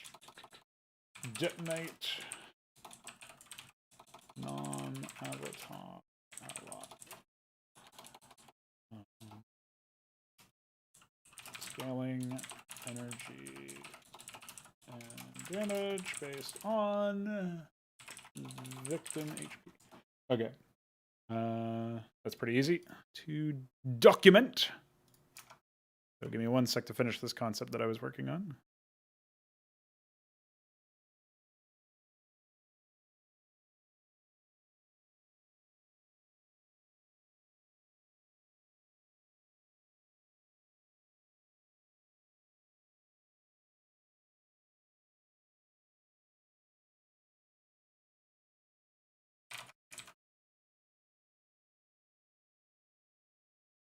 Oh, okay. Well, as always, I appreciate your contributions.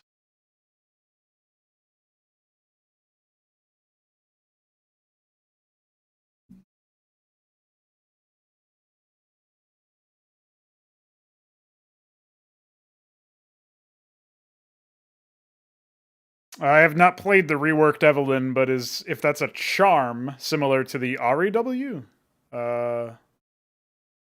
Okay, so it basically marks the target, and after 2 seconds or something like that, attacking the unit will charm it. But if you attack before it arms, it actually the stack is actually destroyed. Okay.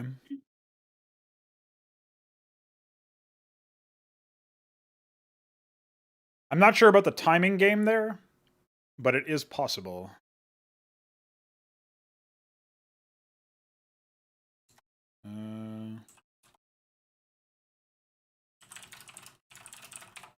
I'll just write charm with arming time and I'll remember that.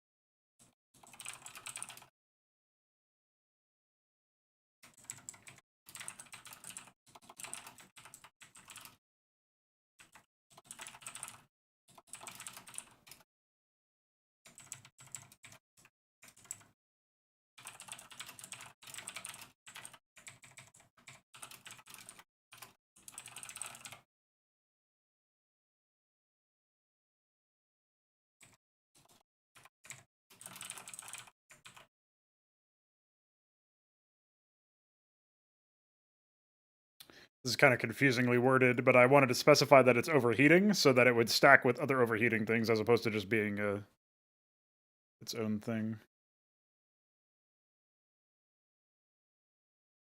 Maybe 5 is too much as well, but it can only affect one enemy at a time, so I think it's fine.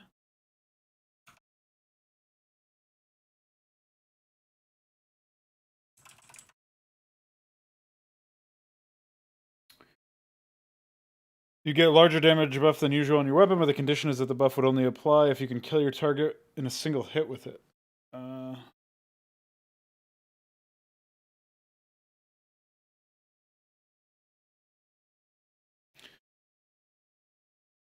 I'm not really sure how that would work. You'd have to pre-calculate a lot of stuff there, and a lot of things can change just while the projectile is in transition, so... Unless you mean activating it makes it so that if your next projectile kills a target, you receive a buff, which could be doable. But unless that's what you mean, I don't really see how it would even be possible. TBH.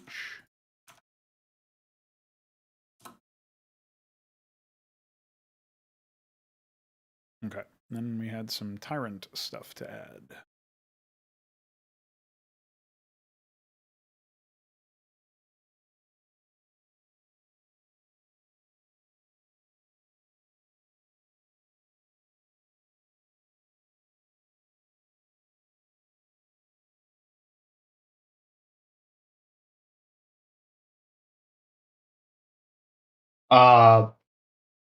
That idea you have, Chucks, is confusing, I feel like. Is what? You have to one-shot the unit, but should it have max HP, or like... should you be the only one dealing damage, or what?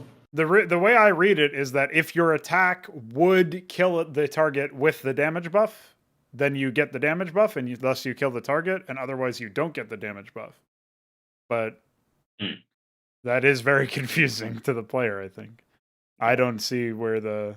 like, how you would muck about with it.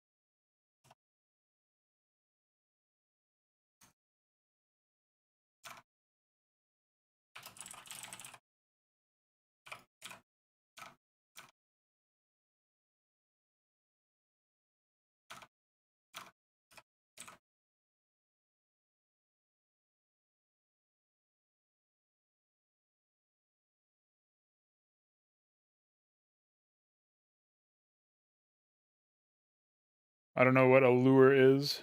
Oh, it must be one of the abilities. Duration of the slow is increased to last for this...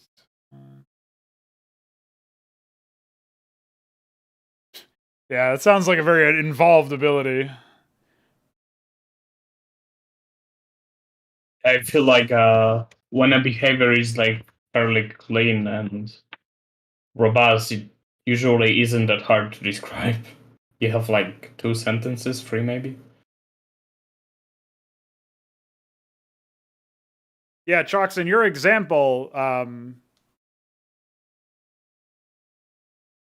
we would have to do some serious shit to the projectile in that case. And if it... like, we would have to slow the projectile. We would have to make it bigger so it could be easier to body block. We would have to do, like, a bunch of shit, I think, in order for that to not be broken. Because most enemy entities will have incredibly fast attack speeds. Maybe not incredibly fast, but especially damage dealers who would obviously gravitate towards an ability like this are going to have pretty fast attack speeds. So I guess you could describe this You could describe this behavior as after dealing damage, if the enemy has 40 HP executed. Basically, the ability is executing targets only if a prospective damage boost would kill them. Not only do I not really know how to word that in a concise manner, I also don't like the more concerning issue for me is that it just feels very binary.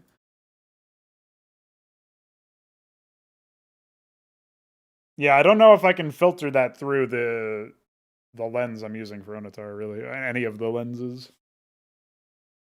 Just clean these, but I made them dirtier. The classic.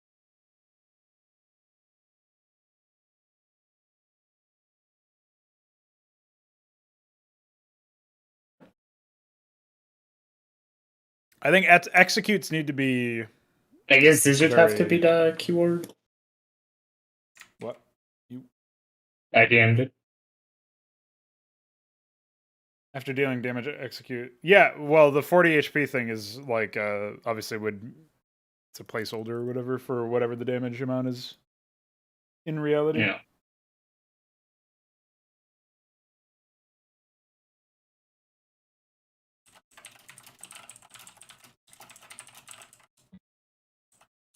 Guess that isn't that bad.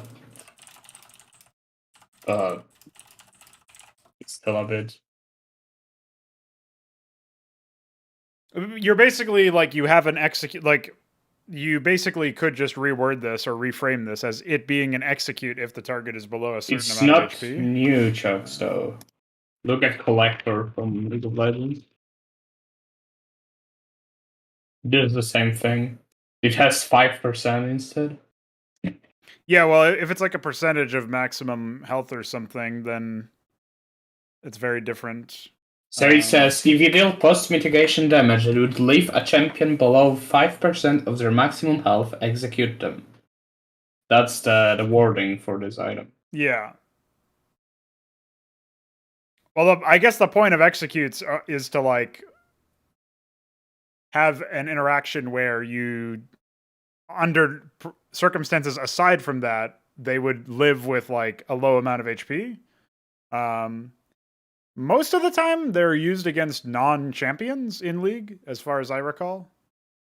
Like it's like something that would execute a non. Yeah, the Collector works only against champions actually, but that's a new item. So. Yeah, I'm thinking of like when I still played. I remember a lot of things that would only execute. Well, I guess they probably did execute champions, but it was usually margins that didn't matter that much.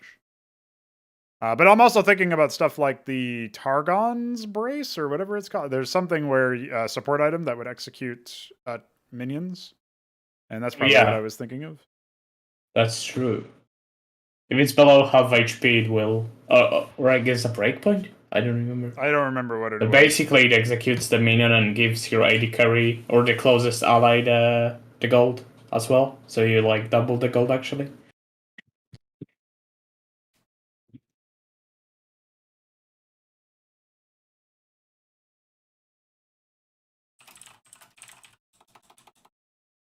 I do feel like people overvalue executes, honestly. It's 5% of max HP is not that much, and people still. It's only that much if the target has a ridiculous amount of max HP, in which case it still feels like. I mean, I don't really see what enjoyable interactions executes provide, nor do I see what problem they resolve. And obviously, there's a huge amount of issues that could come up from executes. Like, I added them to the Olympian as a bit of an experiment in an RTS context, because I think executes under those circumstances can be interesting. And I still think there's plenty more, like, shit that I'll experiment with there. But in a context where you're only controlling a unit, or a central unit, even if you have summons in Onitar or something, it still feels really whack that you would lose your central unit by some breakpoint as opposed to by actual damage. Yeah.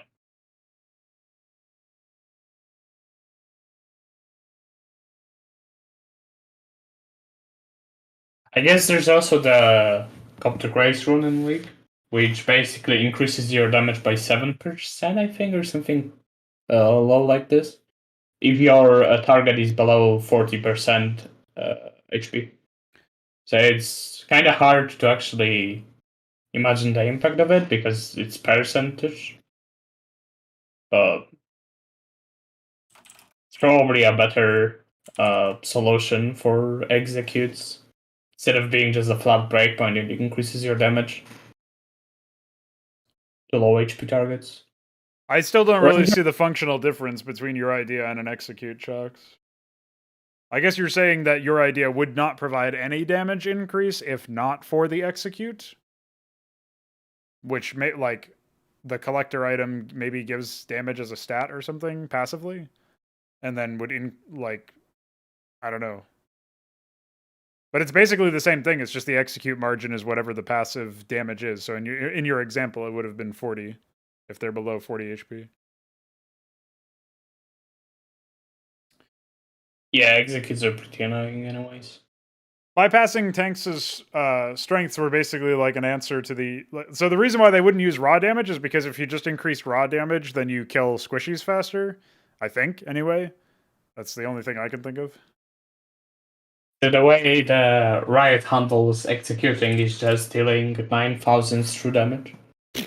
Reasonable. It's I don't know, they couldn't figure out how to fucking kill a unit, I guess. It's really dumb. So the use case is different, I guess. But what I'm saying is, like, from a gameplay standpoint, I don't see the difference between your example and executes. Even if executes are used in a different way or a different context most of the time, functionally they are still killing an enemy if the attack renders them below a breakpoint of health.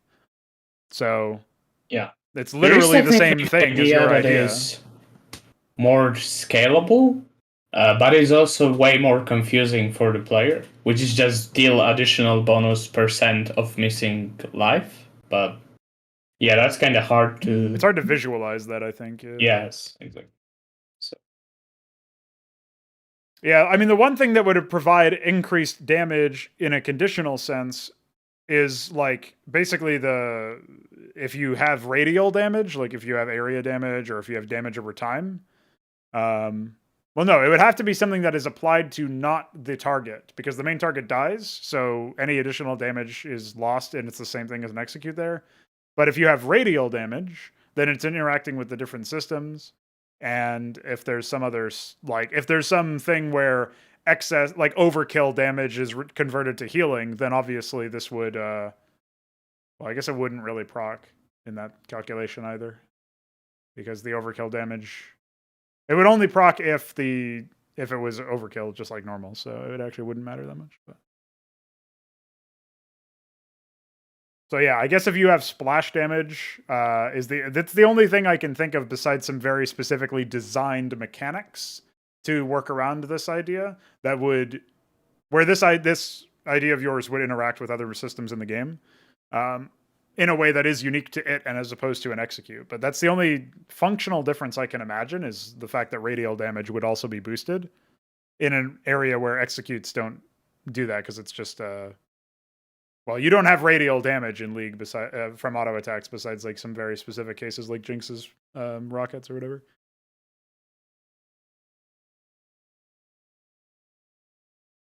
I would say it's too bad that I don't know anything about these items that you guys are talking about, but it's actually a good thing, because League is for chumps. The item design in League is pretty poor.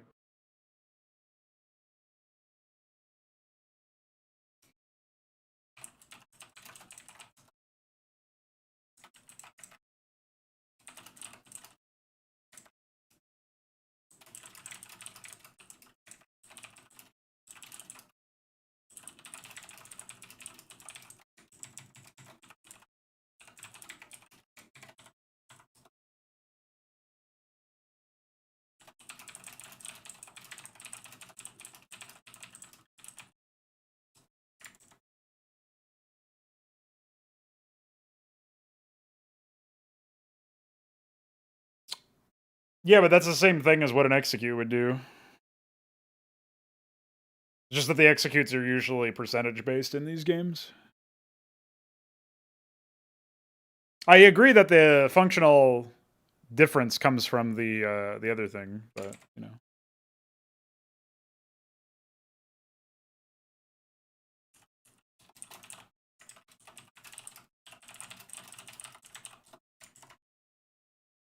Okay, let's finish this item. Oh wait, no, that's actually fine.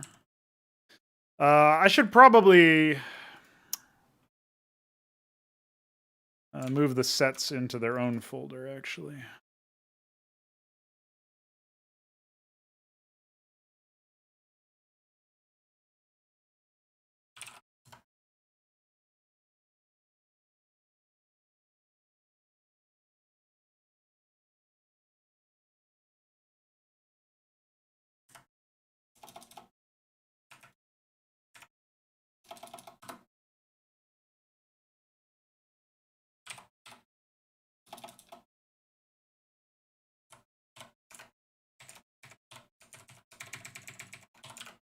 And then we just need to do... No, not that.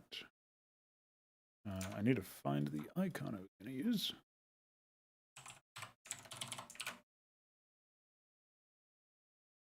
I also need to go to the other Ascendant items.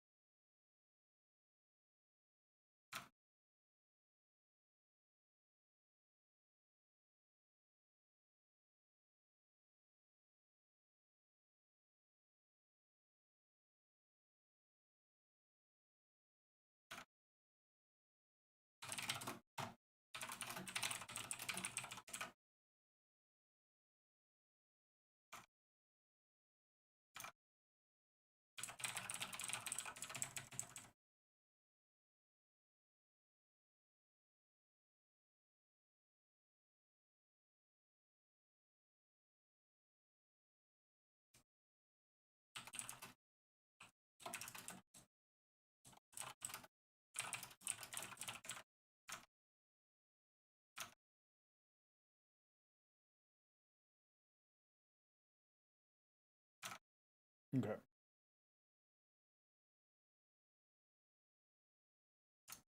Well, you can just equip 2 pistols if that's what you mean. Or 2 weapons in general.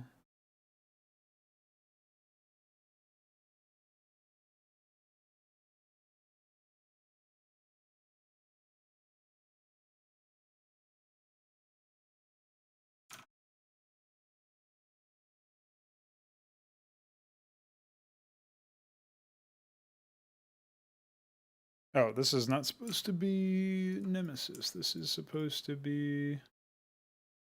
Where is it?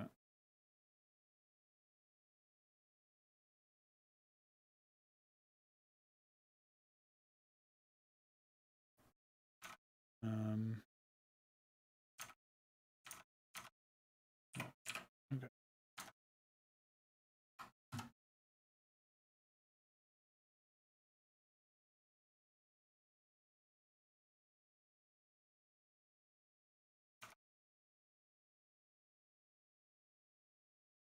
No, it's just saying, like, you can have a shield in there, you can have a... Like, most of the time, you won't see 2 weapons. But sometime, like, obviously for damage dealers, that might not be the case. In my head, I was thinking, like, Iris would probably do, like, weapon and utility. Shepherd would probably do weapon and utility. And so would Tyrant, actually. And then Architect would do, like, weapon and shield or weapon and utility.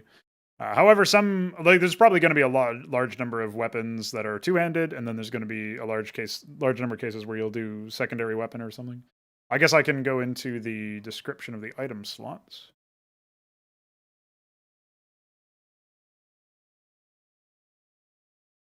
Oh no, it does say secondary weapon here, so yeah, that's fine. Seems accurate. How's stuff going on your end, Veeq7? Fine. I am drawing some inventory. Cool. I guess I should take a look at what your progress is.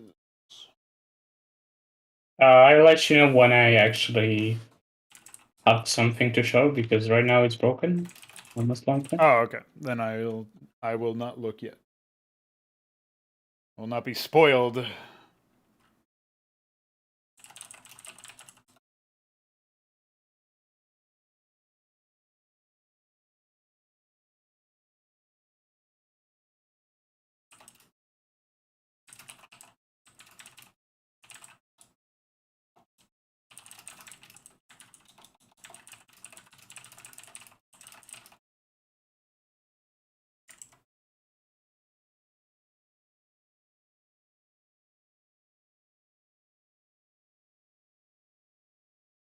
Yes, Veeq has his own stream running, which you can find a link to in the manifesto.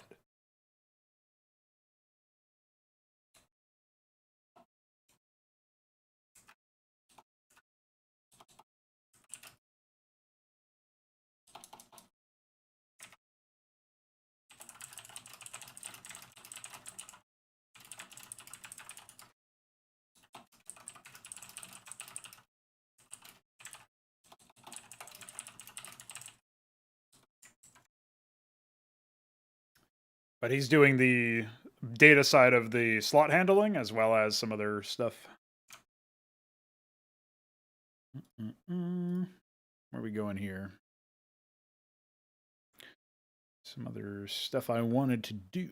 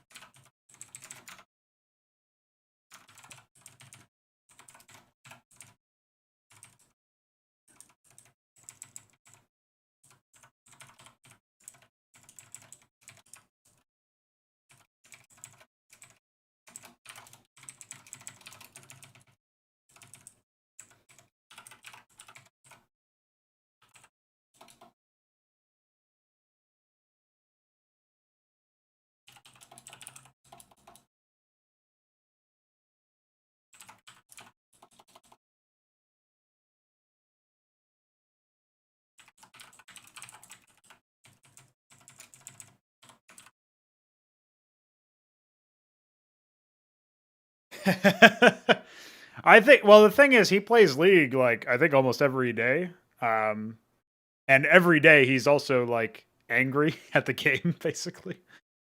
And he's at that age where he's got to figure life out, on his own. I'm not gonna fucking like try to backseat existence him, but I do occasionally say like I've said shit for a little bit now, like it's been on and off with him, but sometimes I'll be like. I remember on Christmas Day, he was. This is like years ago now. I think he was getting angry at the game, and I said, "Don't get tilted. It's Christmas," and that made him laugh. But like stuff like that, just being, I think it's safe to say it's probably as much enjoyment as he may derive from the title. It's probably a net negative, and I'm letting him figure out if that is true and like over time. But a more direct way I could assist him is actually making a better game in the style that he enjoys.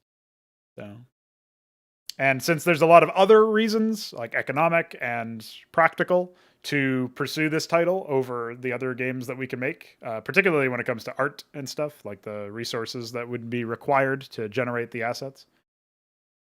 It just makes sense. Just makes sense. I'm of that opinion too, but I'm not. If he feels differently, right, it's totally fine. Or if he just hasn't realized. I think if you asked him, he'd probably be like, "Yeah, it sucks." But a lot of people don't know necessarily why they they do shit that they may be addicted to or just fall into a pattern where it's habitual.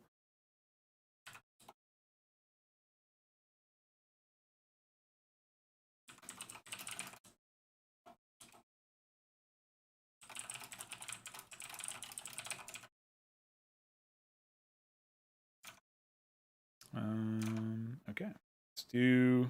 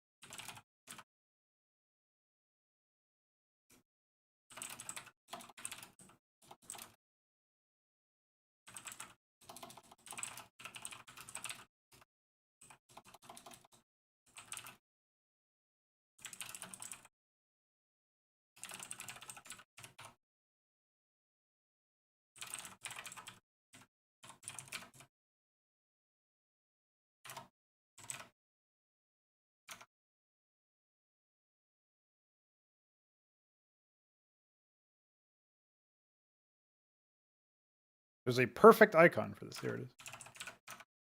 Easy, boys. Okay.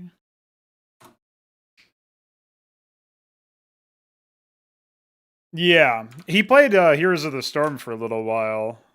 I can't remember what his overall take on that was, but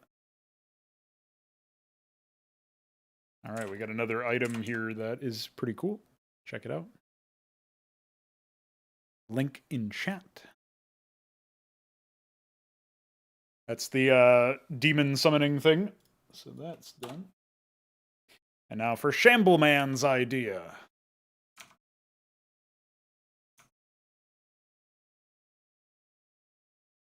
Oop, I don't know what the fuck I just did, but okay. Apparently that happened.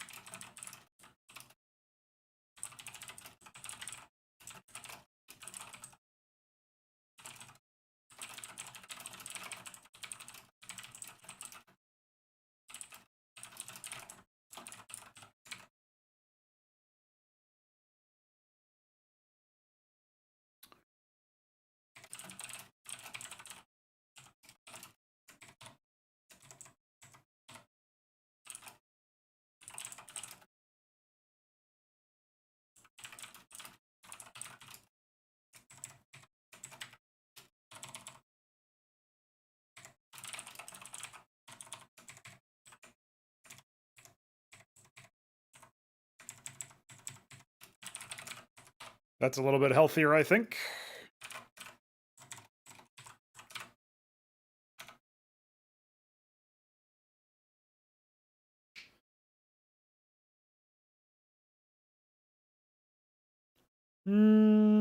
I think we can have pretty wacky looking characters, but you are right in that they probably have to be bipeds with 2 arms. 2 arms, 2 legs. At least 2 main arms. Like, they might have other shit, but... if we don't have something that works that way, we would basically need to have not only one unique model per weapon, but also a unique model, or per item rather, a unique model per item per character type or archetype. Because like the armor would need to be adapted to fit them or something. So yeah, we are a bit limited there, but...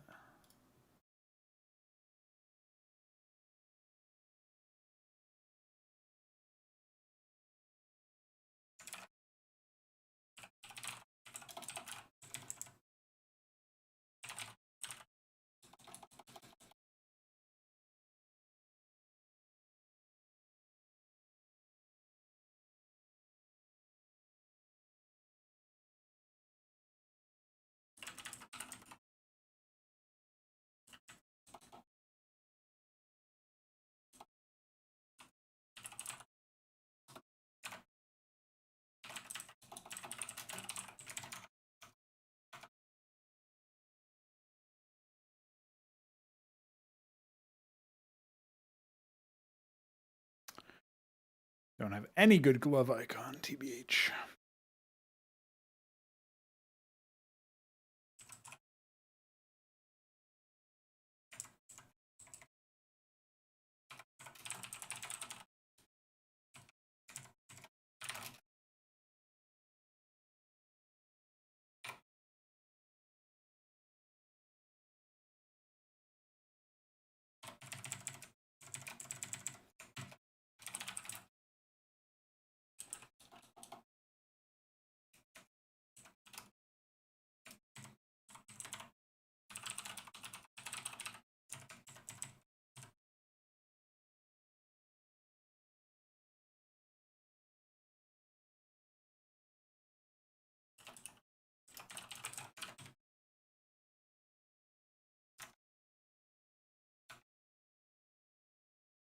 I think that's correct. Let's see if I got everything right.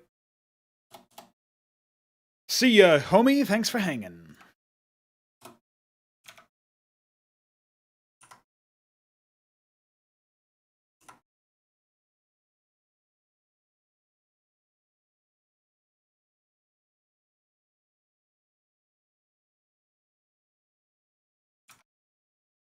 All right. That's done too.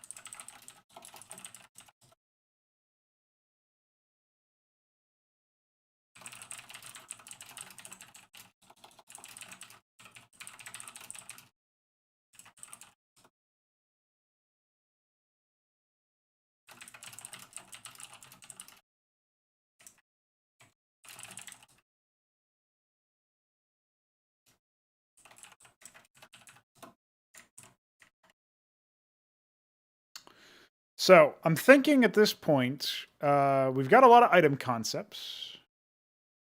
This is where I go in and count the Onitar items data thing. It's probably counted by, checking the folder. 73 files. I guess I can do Nice. 2 more. Yeah, you don't want it free, you want it 5. Cool. Well, going from 50 to 75 in like 2 days or something, or 3 days maybe. Pretty considerable. Pretty good rate.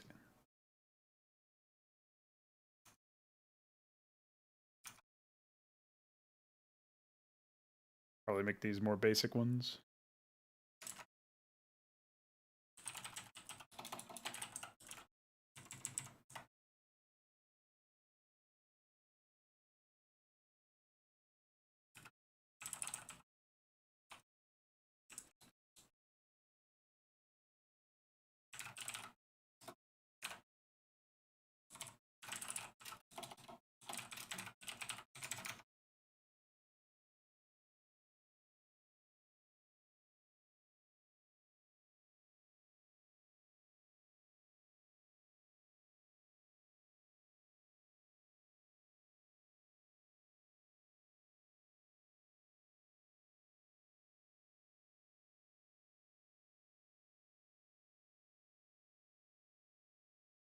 Mm.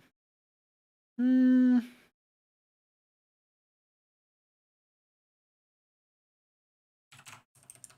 Looking for like a gear or something.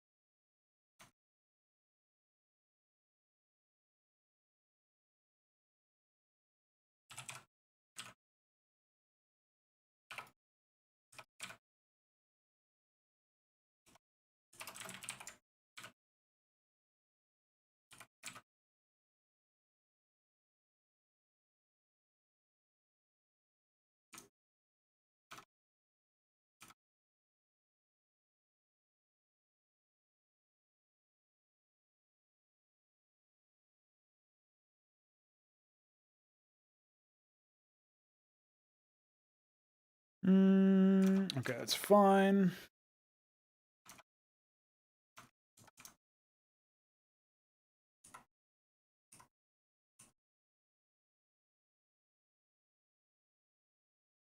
All right.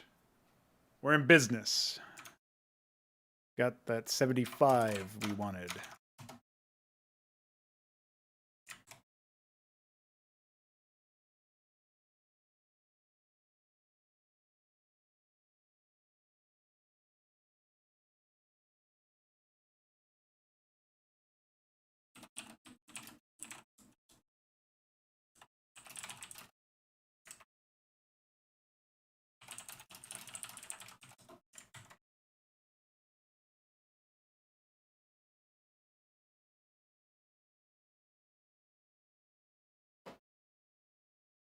Well, I think that's pretty good for me, man. I don't know about you. How's stuff going? Yeah, I'm finishing the draw, and I think we can end it. Okay. I'm just adding last little polish thing. A few more days, we'll most likely have 100 items if this keeps up.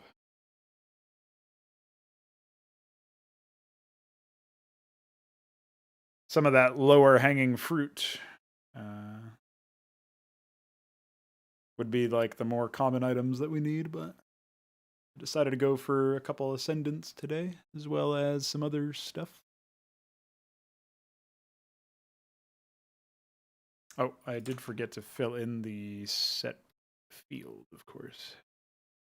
The classic move.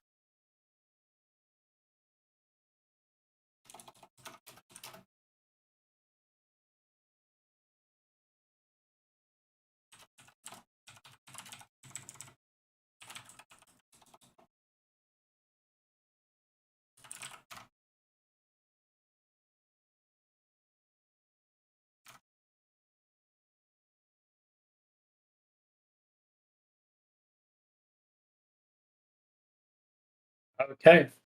Mind taking a look at this? I do not mind. One moment.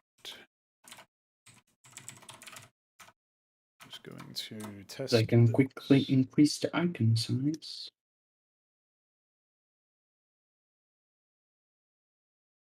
Cool, this still works. Okay.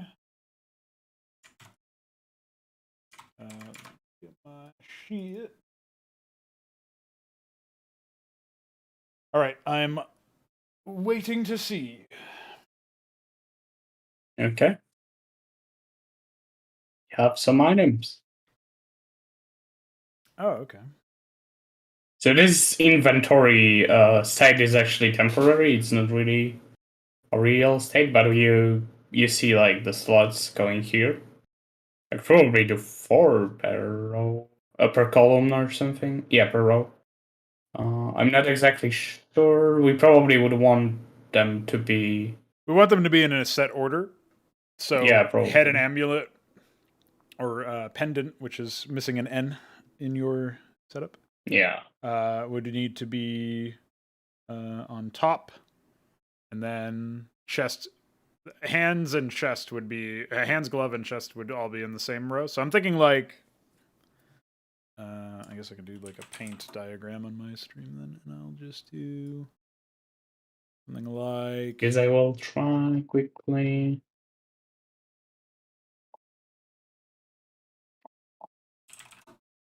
Add and done.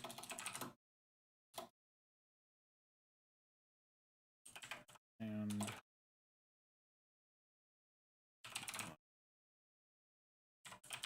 chest, glove, and legs. Yeah, it probably would be a thing. Yeah, something What like you just did. something like this. Yeah.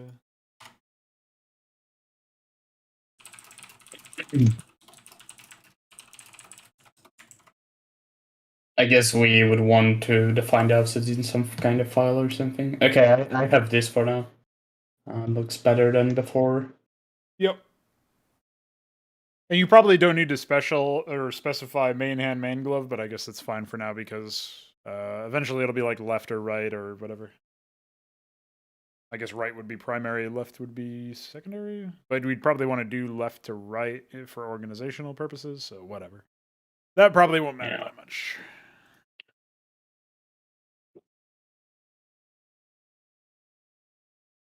That is very exciting to see that we already have a system that works. So Yeah, it draws some things. I will comment this and cool. I will pull here.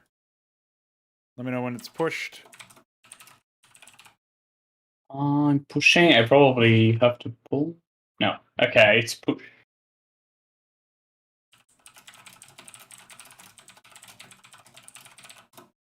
All right, I pushed my game design documentation stuff. I guess that's it for our stream. Pretty good fucking progress. Nice. Yeah, good stuff. All right, boys. I guess if you'd want to, go ahead. If you'd want me to react to the items you added before we close the stream, we could do that. Yeah, sure, that's fine. The question is, do you know all the items I added? I guess I can just click the links. I didn't link all of them, so owned. Oh, great.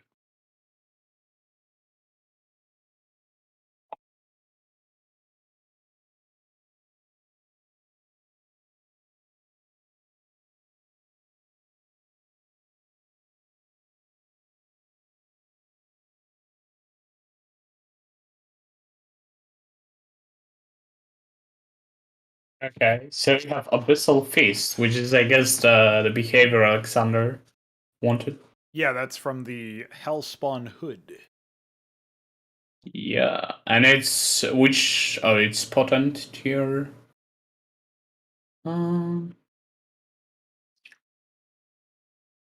Yeah, this is like obviously a summoner focused item. Yeah, I can't wait to actually play like a necromancer class. Yeah, Probably with possession. yeah. That's gonna be pretty cool. Okay, an energy region might be actually a lot. Yep, it's Cool. a potent item, so I figured I would give it a fairly useful Yeah, stat. makes sense. However, obviously, we don't really know. Some of these numbers are going to need to be attenuated, most likely, once we actually get in game. But that'll be partially that will be due to, like, we need to figure out the stats themselves and how they should scale. And then we can sort of address them. Because I feel like armor is an example of one that I just sort of added willy-nilly all over the place, but probably needs to be more selective, or like adding in lower quantities or something. And that's probably the same thing for energy regen or whatever. Yeah, sure. We have the Galactic Glove, which I see it detonizes. If it kills a unit, it detonates the corpse. I wonder, why did you decide to make it not work on avatars?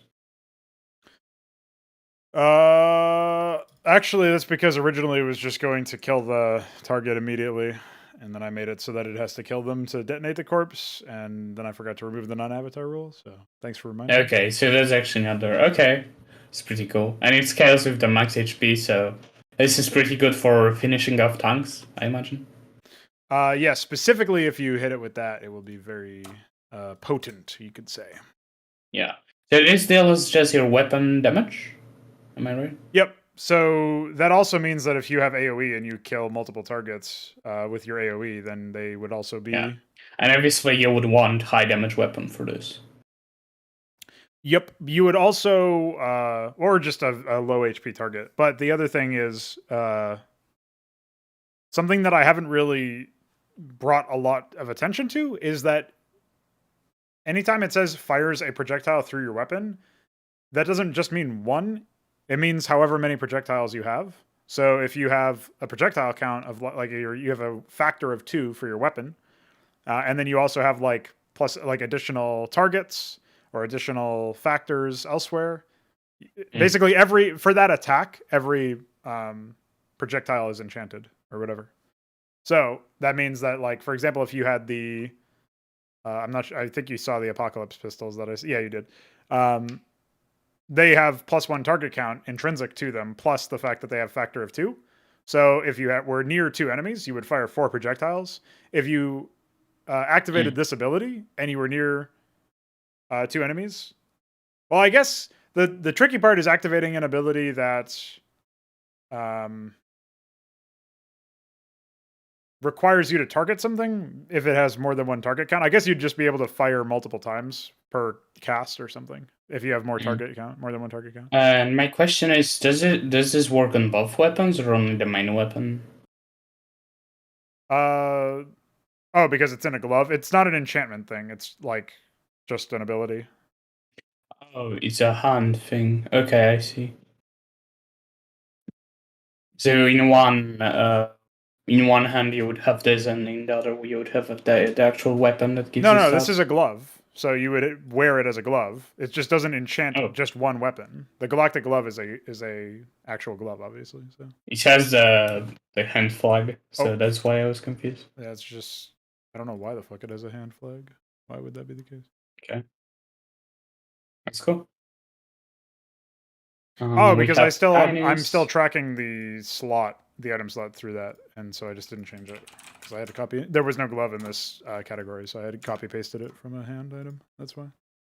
Mm, Should be fixed now.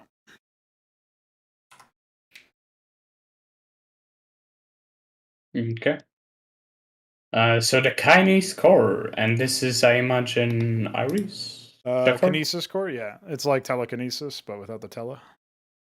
Yeah, okay. It gives you HP, energy, a lot of max energy, some good amount of armor and weapon range. Okay. Fires a projectile. Oh, that's the tethering thing. Okay. What does it mean to tether? Is it just like a link that does nothing, or Well, it's specifically abilities that tether. So there will be other abilities that tether, which means the Battlebound passive will apply to them as well. okay? So the tethering by itself does nothing, but if you recall, it does something, and also the passive, I guess. Yep. It does nothing by itself besides whatever the passive effects are, assuming there are passive I effects. see. Okay. And then you reactivate it to bring them back. I was thinking it'll Okay, probably that's bring cool. them back the same way that a Blitzcrank hook would bring somebody to you in League. So it's like Okay, ignores terrain, ignores other enemies. I see. Okay. What else? What did I miss? The Plate of Antiquity is right below the Kinesis core.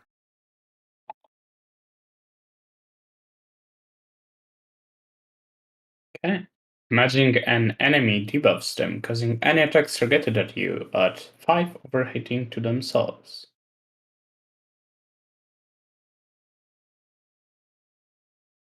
Okay, only affects one enemy. Obviously, the overheating will stay on the enemy, but if you. It's sort of like a taunt almost. What is overheating? It's the attack Wet speed attack speed reduction? slow, yeah. An on hit attack speed Okay, slow. yes. So technically, if they have like a on-hit enhancement, they will actually debuff themselves more. Um, no, if somebody else like basically the reason why it's 5 overheating and not just 5 attack speed slow or whatever is because if if somebody else on your team applies overheating to them, it will stack with that as one thing. So it's basically like not creating an additional debuff just to do the same thing that overheating does. Yeah. I'll probably do that with a lot of like weapon reduction slows. We'll just add overheating as a stat. Because if it's a like the overheating debuff itself expiring at the same time, like that'll be a cleaner interaction than Yeah. having a bunch of separate weapon reduction things or like debuffs of different kinds that do the same thing. It's mostly just Yeah. gameplay clarity. Okay. There's also the Virtuous Strike Cannon, which is in the it's a potent hand item under Firebrand. I think you may have seen this already though. Where is the flamethrower? Next to the flamethrower. Okay. Invites nearby enemy to be materialized by your weapon. Your Ally, next not enemy. projectile. Okay. Cool. You basically can launch tanks and stuff at the enemy this way. Yeah, it's cool. And the weapon itself has some nice damage stats. Notably low armor pen, but yes. I don't think it has cooldown specified. That's because I copied it from a beam, which doesn't have cooldown. I will add that. It's gonna be like 1.4 or something. What's the period, like the damage period of beams, by the way? They do their full damage over 1 second. Okay. So if you sidestep the beam, you only take the damage for however long you were in colliding with the beam. Right. So it's like per tick, but yeah, it'll probably be per tick, but or maybe if it has to be less constant than that for gameplay reasons or programming reasons or whatever. yeah, I'll have to think how to do armor with it. I guess you okay. I think I know. So basically, it would be reduced per second, basically. Like yeah, you would take the divide damage armor per by amount of ticks. Yeah. So for the feathered flamethrower, the damage is 15. So and the armor pen is 5. But say the armor pen was 0 and you had 5 armor on the enemy team, or I guess you could just say there's 10 armor target. So then it would be dealing 10 damage per second instead of 15 damage per second. So that would be the amount of damage that's dealt, then divided per tick. Work like this too. What'd you say? I guess dots would act like this too. Yes, it's the same exact way that damage over time behaves. In that the total damage is the total damage over time multiplied against damage over time period to get the final damage that you would sustain, and then that number is what is balanced against the armor, basically. And then you would take that resultant value and divide it by the damage over time period to get the damage per second, or the damage each second, I guess. So yeah, it's the same. It's basically the same thing. You just have to. You need more shit to plug into the formula first. The damage over time period specifically. Yeah. Which might mean that the feathered flamethrower is like a ridiculously overpowered weapon, because not only does it have its own beam, but it also applies ridiculous amounts of damage over time. So we'll need to actually. It would only apply once. Yeah, its beam like stack count. Yeah. So basically, if there's on hit effects, they have to happen each second. So you have to stay. You'd get hit with it the first time you're hit with it. The damage over time is applied, or like any on hits are applied. And then if you're still under there for another second, you would get hit with another stack, and then so on. So each second on hits would be applied. That's why cooldown's not very useful for these weapons, because like anything that's a beam behaves the same way in that sense. Yeah. So the period is always 1 second for the full damage, and also for on hits. Which is kind of like, attack speed doesn't really apply to these things then. I guess maybe you could do attack speed increases, like if you increase your attack speed or you decrease your weapon cooldown or whatever, maybe that decreases the period, which would deal the damage over time faster and also increase the frequency of on hits. So we could probably play around with that. Because that's not something I thought about, is like the fact that attack speed increases don't actually help you with beam weapons. Unless we do something like that. But I think the base period would be 1 second anyway. We'd figure out how everything else scales. Technically, you could. I don't know. Because like attack speed will not increase your damage right now. And usually it would. Like the DPS. Yeah, that's what I mean. So you'd want to reduce the beam period so that, like, and say you have 20% attack speed, which means it would deal its full damage every 0.8 seconds instead of every 1 second, and also apply on hits every 0.8 seconds. And that's how you would like scale beam weapons. I guess the base would be just lowered. So maybe 0.2 or 0.1.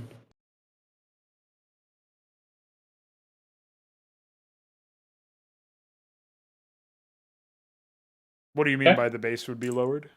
The base cooldown for beams. I guess the period. Yeah, the period would be lowered by whatever the percentage, because you're basically, for all intents and purposes, your weapon has a cooldown of 1 second, and so the same thing that you would normally do for operations would be as if you had a non-beam weapon that had a cooldown of 1 second. So I guess to clarify, I'll add a cooldown field and set it to 1 for beam weapons so that people know what stats are being changed, and that'll be how we do that. Yeah. I think there's an Ascendant Helm that you may not have seen, Ascendant Head item. And then there's some, just some pendants that I added recently.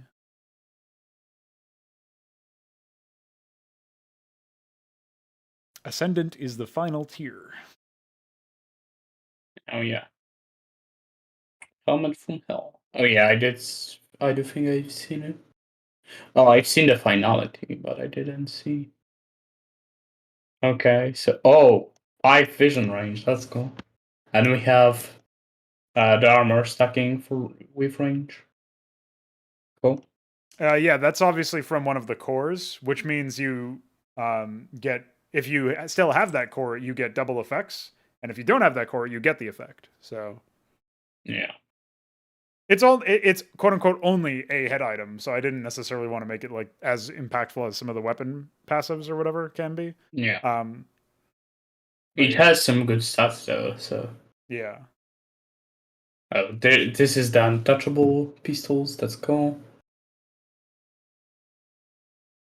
Okay. Yeah, it's the first set that actually is completable for the bonus because I didn't get the other set done, the twice Russian done. skies. It's a bounty. Oh yeah, I don't think you saw the reward shield. You'll also recognize that passive. Yeah. That's why it's so And it deals expensive. damage. Okay. Cool.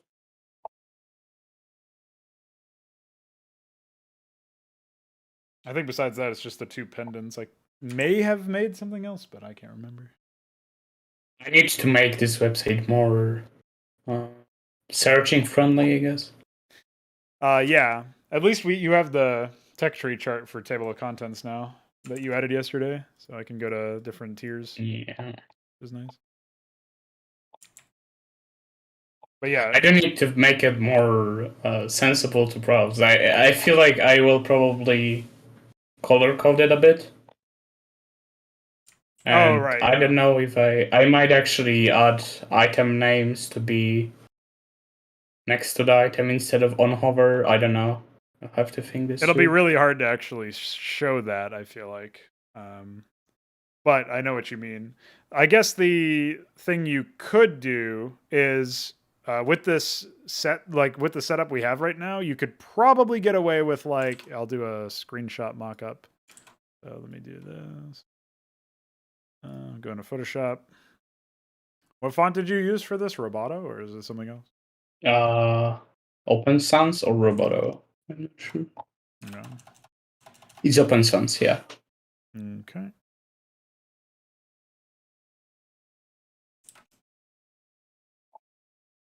So what do we have here?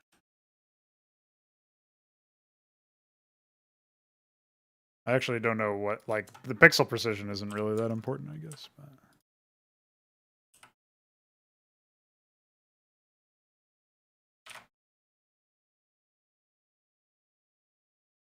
Where's my Open Sans?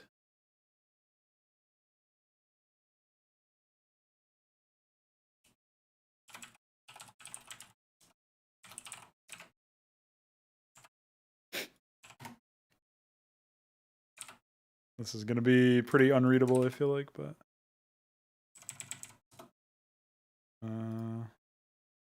I was basically thinking you could probably fit 2 items per row. But I guess that wouldn't be very scalable.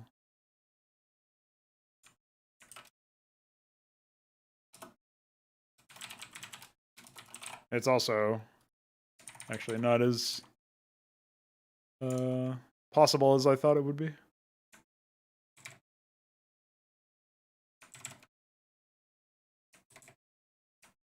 Size-wise.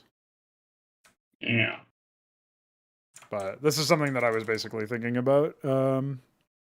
If you were going to try to preview it, it seemed like it was possible when I was looking at this, but it's also like something that obviously it shrinks when you have it. So maybe it would only be visible like that if you actually had a display big enough for it, but that's more dumb web dev stuff. Yeah. One thing that might be useful is like having a tick box somewhere where you could like like a filter section down here below the table of contents where you could like filter out like certain things, and then also a search bar so that you could search for terms to filter. And so basically you would like show items with and then like there'd be like a Nemesis, Massacre, Firebrand, and so on tick box, and then or like plus HP plus whatever. I know that League of Legends has a stat thing, a stat search bar in their game, where you can filter items based on what stats they provide. We'll probably want that for our game anyway, but might be useful for the site as well. Anyway, I'm going to bail out on my stream because I'm hungry and it's almost out of time to eat. So I got to do that. But Yeah, really that's good a good progress. idea. 75 items and inventory system in the engine. And that's how we do it around here. So I do think I'll be probably trying to stream more often. So that's cool. Yeah. And if I'm available at the same time, we'll probably just do the same thing. And we'll go from there.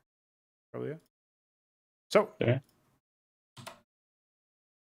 bye. Bye.